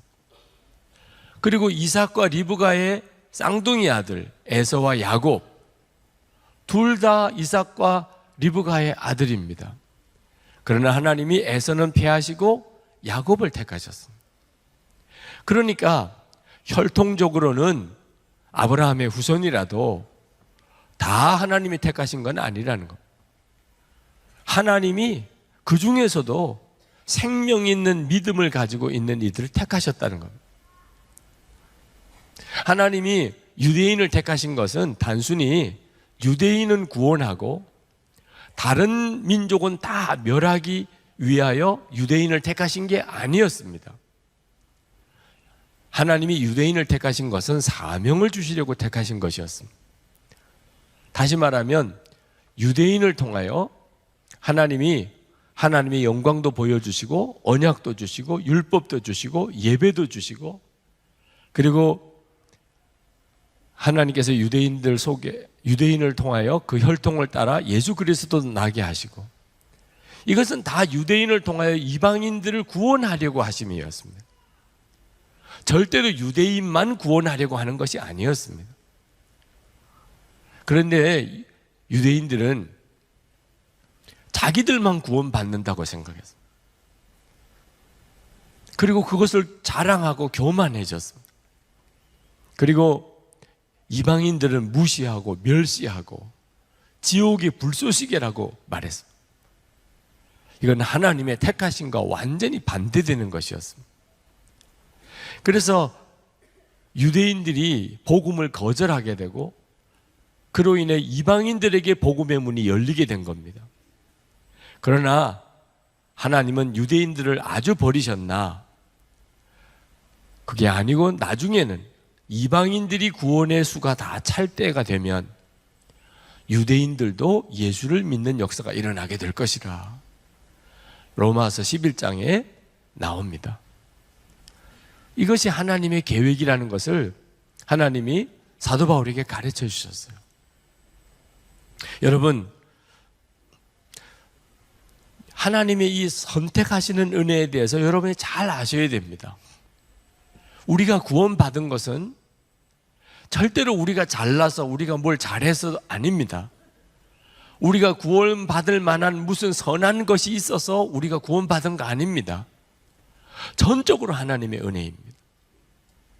오늘 로마서 9장 15절 16절 말씀을 다 같이 읽어보고 싶습니다. 하나님께서 모세에게 말씀하시기를 내가 긍휼히 여길 사람을 긍휼히 여기고 불쌍히 여길 사람을 불쌍히 여기겠다 하셨습니다. 그러므로 그것은 사람의 의지나 노력에 달린 것이 아니라 하나님의 자비에 달려 있습니다. 아멘. 여러분, 우리의 택함과 우리의 구원은 전적으로 하나님의 자비에 달려 있는 것입니다. 우리의 노력이나 의지 때문에 된 것 아닙니다. 이것이 하나님의 계획입니다. 그러면 어떤 분들은 이런 질문을 하게 될 것입니다. 목사님, 만약에 그렇다면 우리의 구원이 전적으로 하나님의 택하심에 달려 있는 거라면 지옥에 간 사람은 그러면 하나님이 버려서 된 겁니까? 그러면 지옥에 간 사람은 하나님 때문에 지옥에 간 거 아니겠습니까? 이런 질문을 할 사람이 있을 거예요. 18절 말씀을 보면 정말 더 그런 질문이 나옵니다. 18절에 그러므로 하나님께서는 긍휼히 여기시고자 하는 사람을 긍휼히 여기시고 완악하게 하시고자 하는 사람을 완악하게 하십니다. 여기서 보면 완악해진 사람은 하나님 때문이라는 거예요. 하나님이 그를 완악하게 하셨다는 겁니다. 근데 여러분, 이것은 성경을 정확하게 이해하고 있지 못하는 것입니다. 하나님이 마음이 선한 사람을 그를 구원하기로 정하지 않았기 때문에, 그를 지옥에 보내기로 결정하셨기 때문에 그 마음을 일부러 완악하게 만들어서 그를 지옥에 보냈다. 절대 그런 말씀 아닙니다. 하나님이 어떤 사람을 완악하게 하셨다는 말은 원래 그 사람의 마음이 완악하니까, 하나님을 대적하니까 하나님이 그냥 내버려 두셨다는, 그래서 그가 완악해졌다는 거죠. 그래서 성경이 말하는 하나님이 어떤 사람을 완악하게 했을 때는 그 사람이 본래 완악한 사람, 하나님 말씀대로 하고 싶은 마음이 없는 사람, 하나님을 대적하는 사람이었습니다. 애굽의 바로 왕이 전형적인 그런 사람이죠. 그때 하나님이 그 사람을 하나님을 대적하니까, 하나님의 말씀을 들으려고 하지 않으니까 내버려 두시게 됩니다. 그래서 그 사람이 완악해지게 되는 거죠. 하나님은 긍휼히 여길 사람을 긍휼히 여기시는 하나님이시라고 그랬습니다. 이 말은 누구도 하나님 앞에 섰을 때 하나님 왜 나를 긍휼히 여기지 않으셨나요? 라고 말할 수 없다, 그런 뜻입니다. 나는 정말 구원받고 싶었습니다. 나는 진짜 천국에 가고 싶었습니다. 그런데 하나님이 나를 도와주지 않으셨습니다. 내게는 은혜를 안 베푸셨습니다. 이런 말을 할 사람이 한 사람도 없을 겁니다. 한 사람도 없습니다. 하나님이 어떤 사람을 완악하게 하고 지옥에 가게 했다면 그는 하나님을 대적하는 사람이었습니다. 그래서 하나님이 그를 내버려 두신 것이죠. 얼마 전에 제 페이스북 컬럼에 동성애는 죄라고 하는 내용의 글을 올렸습니다. 그 내용은 그냥 성경에 있는 내용 그대로입니다. 제가 특별히 무슨 주장을 따로 한 것도 아니죠. 그런데 그 글에 달린 댓글이 엄청나게 많았습니다. 제가 그 댓글을 읽어보고 마음이 너무 아팠습니다. 정말 읽기도 민망할 내용들의 글들이 많이 달렸습니다. 제가 그 글을 읽으면서 우리나라가 언젠가는 우리 국민들이 다 하나님을 이렇게 대적할 때가 올지도 모르겠다. 아직은 아닙니다. 아직은 우리가 이 세상의 왕이 사탄이라고 그렇게 말하지만 여전히 이 세상은 하나님의 은혜로 덮고 있습니다. 그래서 사람이 완악해져도 아주 극단으로 가지 않습니다. 하나님이 어느 정도쯤으로 사람의 완악함을 다스리고 계십니다. 그러나 언젠가는 사람이 정말 하나님을 대적하기 시작하고 하나님의 말씀을 아주 거부하기 시작하면 그러면 하나님께서 은혜를 거두시게 됩니다. 그렇게 되면 사람의 완악함은 아주 극단으로 가게 됩니다. 그때가 이 세상이 정말 지옥과 같은 때가 되는 것입니다. 이것은 굉장히 두려운 일입니다. 로마서 9장 29절에 보면 이런 말씀을 하셨어요. 그것은 또한 이사야가 미리 말한 바 만군의 주님께서 우리에게 씨를 남겨주지 않으셨더라면 우리는 소돔과 같이 되고 고모라와 같이 되었을 것이다 한 것과 같습니다. 여러분, 지금 우리 세상은 여전히 하나님이 악한 자에게도 은혜를 주고 계십니다. 그래서 이렇게 살만한 거예요, 어느 정도. 그러나 사람이 하나님의 말씀을 계속 대적하면 그러면 결국은 하나님의 은혜를 거두십니다. 이건 무서운 세상이 오는 거예요. 그러므로 여러분, 나라와 민족과 열방을 위한 기도를 반드시 해야 합니다. 우리가 새벽 기도 때마다 나라와 민족과 열방을 위한 기도를 먼저 하고 있습니다. 꼭 여러분 함께 오셔서 나라와 열방을 위한 기도를 해야 합니다. 하나님의 은혜를 거두지 말아달라. 여러분, 하나님은 어떤 사람도 멸망받기로 결정하신 분이 아닙니다. 신학적으로 이 문제에 대해서 논쟁이 있습니다만 저는 분명히 하나님은 어떤 사람도 멸망받기로 결정하신, 예정하신 하나님이 아니라고 믿습니다.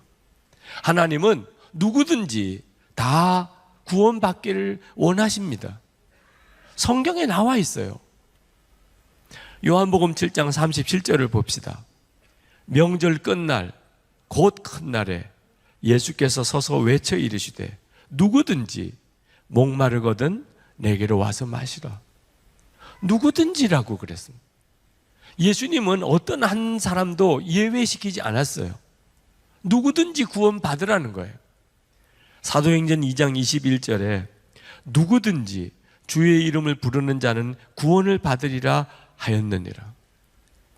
하나님은 누구든지 다 구원받기를 원하십니다.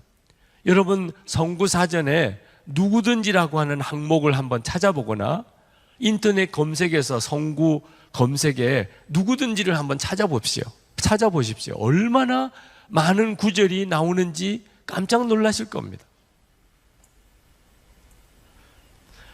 정말 원하는 사람은, 구원받기를 원하는 사람은 다 은혜를 주십니다. 그런데도 멸망하는 사람이 있습니다. 그런데도 지옥 가는 사람이 있습니다. 그들은 하나님의 이 구원을 거절한 겁니다. 그래서 자기의 죄로 인하여 그들은 지옥에 가는 것입니다.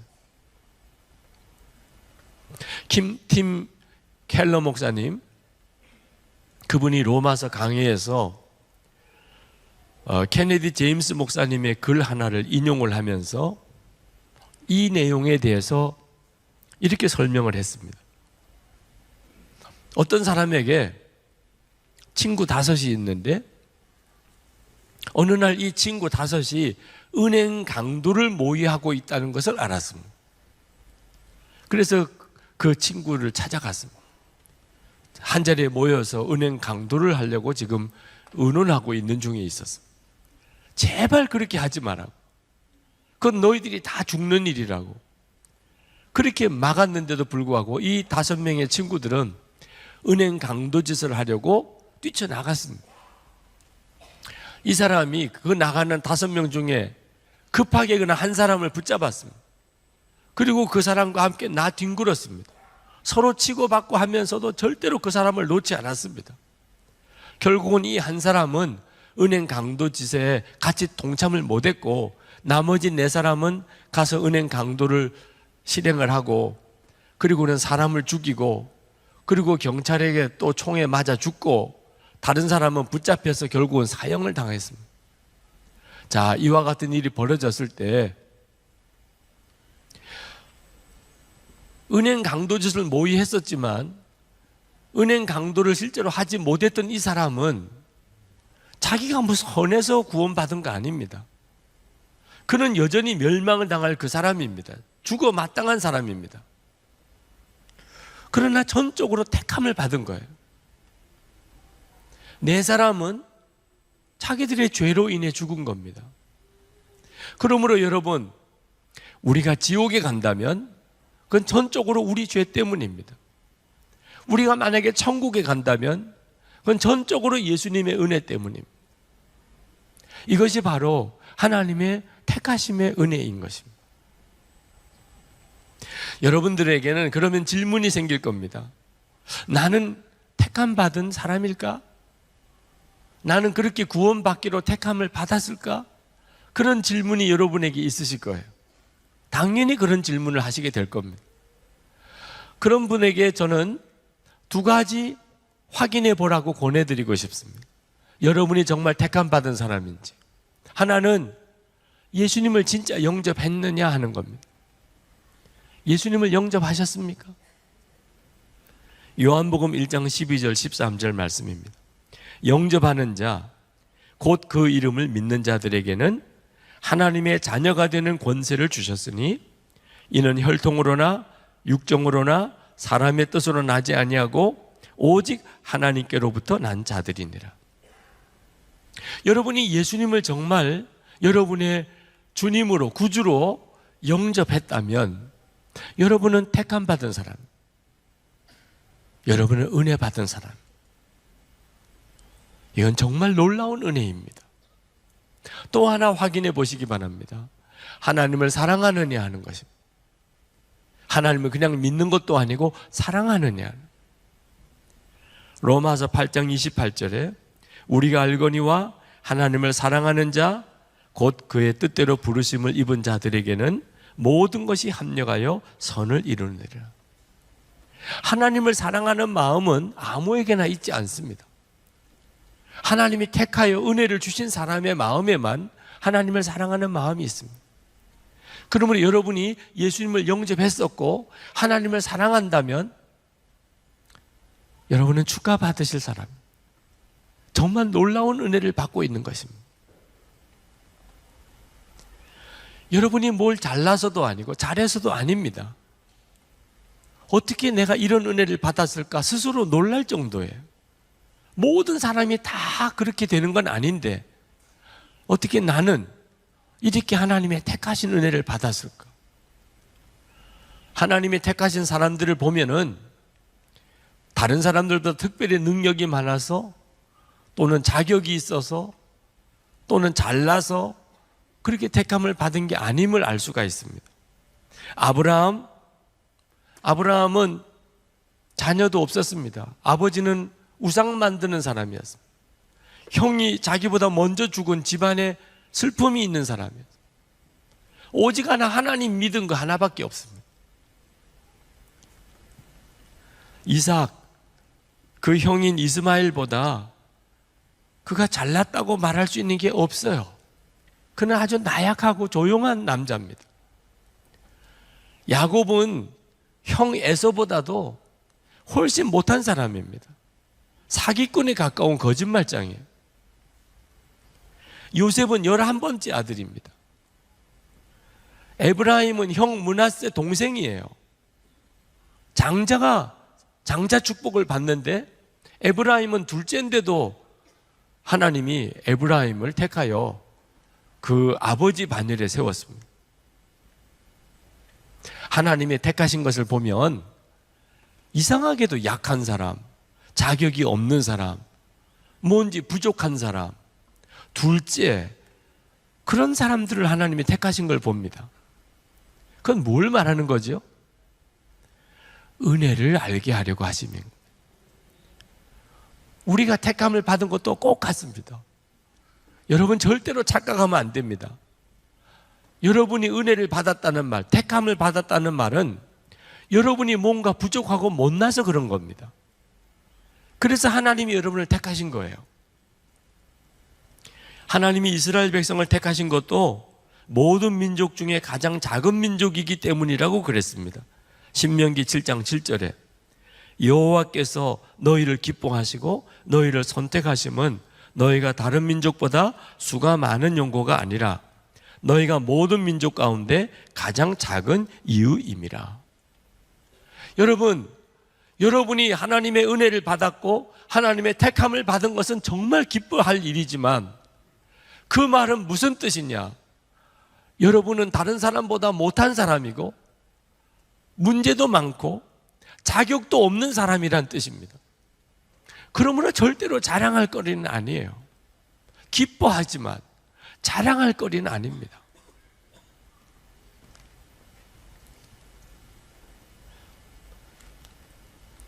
여러분이 진짜 하나님의 은혜를 받은 사람이라면 은혜 받은 사람의 마음이 있어요.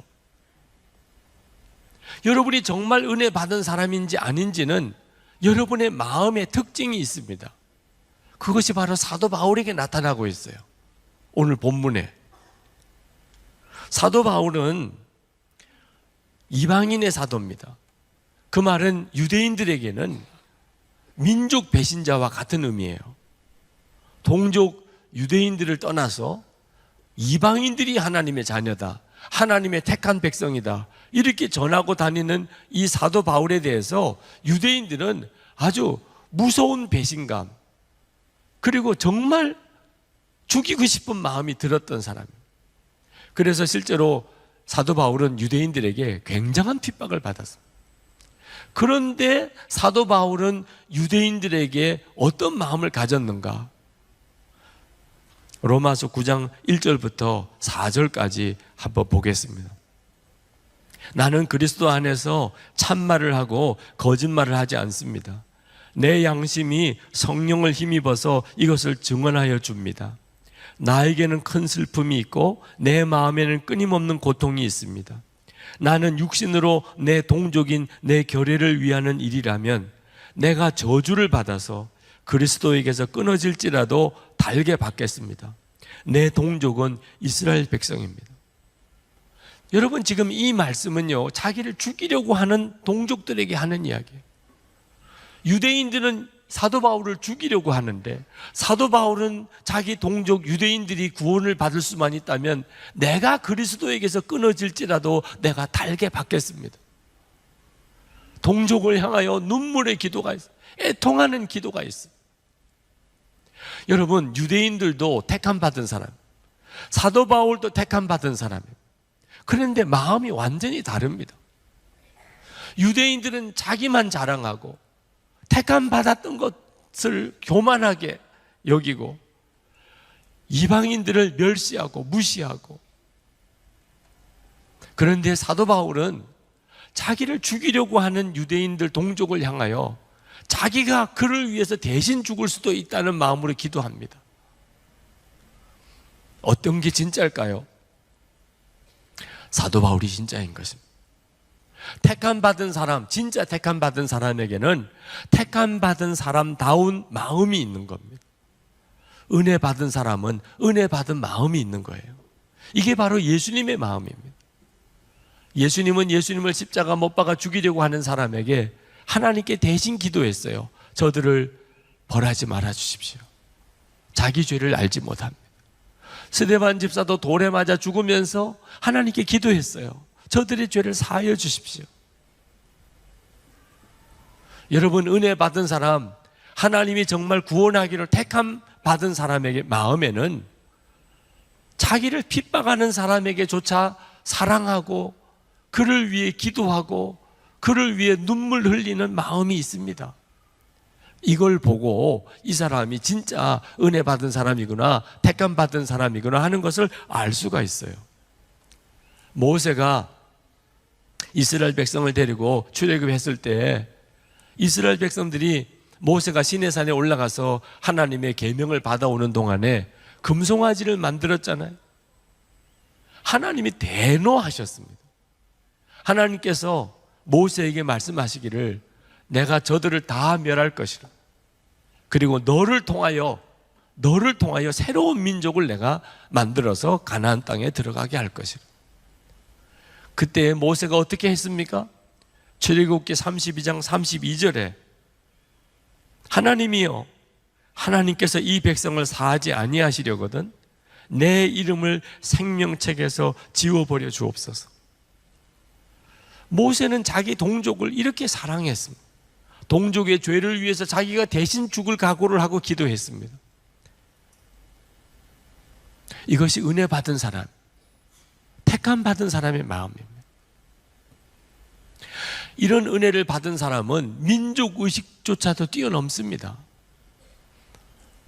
지난 월, 화, 수, 목, 나흘 동안 일본을 다녀왔습니다. 목사님 사모님 한 40분과 함께 일본에서 위지엠 리트리스를 가졌습니다. 둘째 날 후지산을 갔다가 내려오는데 우리 형제교회인 요코하마 영광교회 김경환 목사님께서 그 후지산에 대한 소개를 하면서 울먹거리시는 거예요. 그러면서 목사님 사모님들에게 여러분, 일본을 미워하시면 안 돼요. 일본을 사랑하며 기도해 주시기 바랍니다. 많은 한국 사람들이 이 후지산이 폭발하기를 원합니다. 그런 생각을 하시면 안 됩니다. 이 일본에 얼마나 많은 영혼들이 있고, 그리고 하나님이 얼마나 일본을 향하여 기도하게 하시는지를 목사님 사모님들은 꼭 기억해 주셔야 됩니다. 그분은 한국 분이에요. 그런데 한국 목사님 그분이 일본을 위해서 울먹이면서 일본을 미워하면 안 됩니다. 일본을 사랑해 주셔야 됩니다. 그렇게 호소하시고, 그리고 정말 차 안에서 그렇게 울면서 기도를 했습니다. 일본 땅을 위하여, 일본 영혼을 위하여. 여러분, 이 마음이 무슨 마음이죠? 하나님이 은혜로 택해 주신 사람의 마음입니다.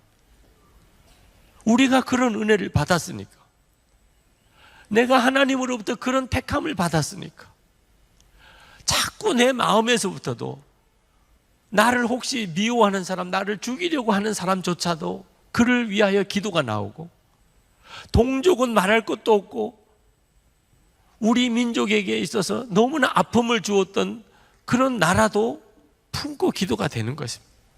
여러분, 우리 민족도 똑같은 사랑을 받았습니다.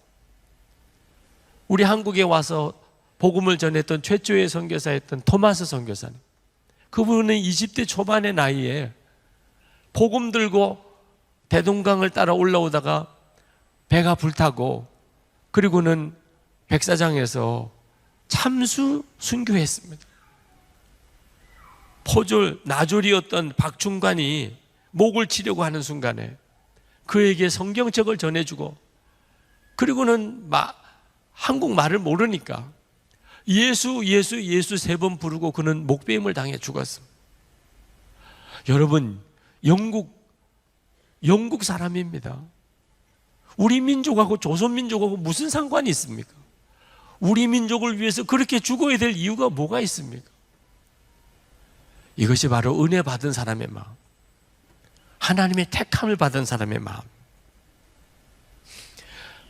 여기 이 자리에 모태신앙인들이 있으실 겁니다. 여러분, 부모님의 믿음을 이어받았다는 것은 엄청난 은혜입니다.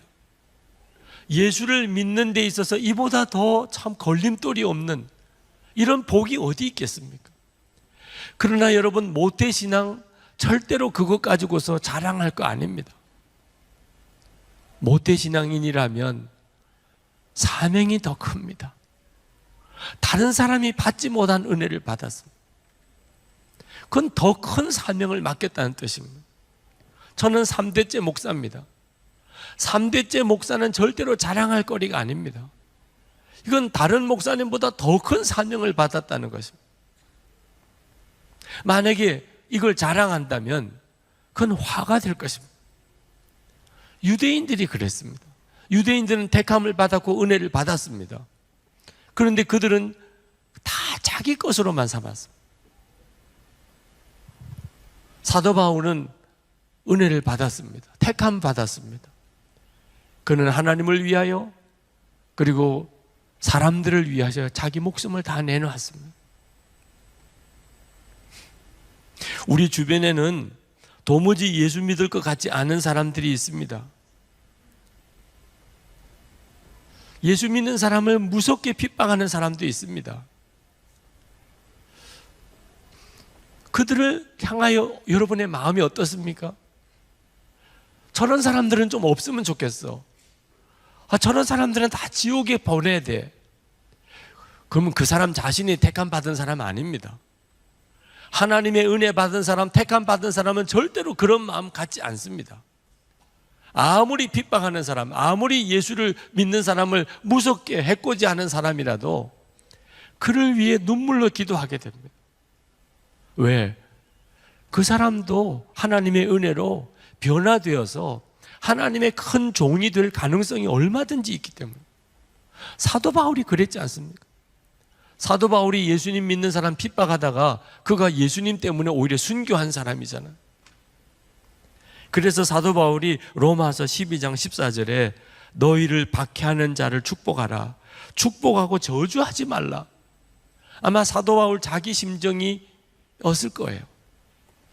핍박하는 자를 위해서 절대로 저주하지 마라. 그를 위해 축복하라. 하나님의 계획은 모르는 거예요. 페이스북에 올라온 글 하나를 오랫동안 마음에서 잊어지지가 않습니다. 어느 목사님이 교회를 오고 가시는 길에 늘 그 구걸하고 있는 거지를 보았습니다. 한 번은 그 거지에게 전도를 했어요. 예수 믿으세요. 교회 나오세요. 그랬더니 이 거지가 목사님에게 정색을 하고 묻더래요. 제가 그렇게 해도 되겠습니까? 목사님이 물론이죠. 교회 나오셔도 되지요. 아니 교회 못 나오실 이유가 뭐 있습니까? 그랬더니 이 거지가 다시 묻더래요. 진짜 제가 교회 나가도 되겠습니까? 그때 목사님의 마음의 생각에 진짜 이 사람이 교회 나와도 되겠나 하는 생각이 들더라는 거예요. 여러분, 거지가 교회 나오면 됩니까? 여러분 다 물론이지요. 교회 나오면 되지요. 거지도 교회 나와서 예수 믿으면 되지요. 그런데 여러분 진짜 생각해 보셔야 돼요. 거지가 교회에 나오면 어떤 대우를 받겠습니까? 정말 따뜻하게 모든 교인들이 그를 맞아줄 것입니까? 행색이 너무 남루하고 몸에서 냄새가 나는 그런 사람이 교회를 오면 진짜 모든 교인들이 그를 품어주고 아껴주고 그를 새롭게 만들어주고, 정말 세상에 이런 사람들이 다 있나 이렇게 느낄 만큼 그렇게 교회가 할 수 있겠습니까? 아니면 그 사람이 오히려 교회에 와서 더 상처받고 더 실망하고, 그리고는 아주 정말 무섭게 지옥의 자식이 되어서 교회를 떠나게 만들지는 않겠습니까? 우리는 다 은혜 받은 사람, 하나님의 택함을 받은 사람. 그러나 우리는 내가 유대인과 같이 됐는지 사도 바울과 같이 됐는지를 항상 살펴야 됩니다. 은혜는 받았는데, 택함은 받았는데 유대인처럼 된 사람들이 있어요. 자기는 구원받았다. 남에 대한 관심은 없어요. 오히려 남에 대해서 더 경계하고 인색하고 까다롭고, 특히 자기와 수준이 안 맞은 사람들에 대해서는 아주 벌레 보듯이 하는 사람들이 있습니다. 무서운 일이에요. 진짜 택함 받은 사람, 정말 은혜 받은 사람은 마음이 그렇지가 않습니다. 성도 여러분, 우리는 은혜로 택함 받은 사람입니다. 그 증거는 너무나 분명합니다. 그러나 우리의 마음이 정말 은혜 받은 사람 같이 되었는지를 여러분 절대 소홀히 하면 안 됩니다. 기도하십시다. 우리 하나님께 기도할 때, 하나님, 제가 은혜 받은 것을 감사합니다. 하나님, 저를 택하여 주신 것에 대해 감사합니다. 그러나 하나님, 제가 어느 순간에 정말 유대인처럼 되어버리지 않았나 싶습니다. 불신자들에 대한 관심 너무 없고, 동족에 대한 눈물의 기도도 어느 순간 사라져버리고, 그저 민족 감정벽 하나 넘어서지 못하고, 사람들에 대해서 내가 자꾸 세상의 눈으로, 인간적인 눈으로 가리고 구분하고, 하나님 용서해 주시옵소서. 진정한 주님의 은혜의 감격과 사랑으로 다시 나를 정결하게 하시고 은혜의 사람으로 살아가게 해 주옵소서. 통성으로 기도하겠습니다.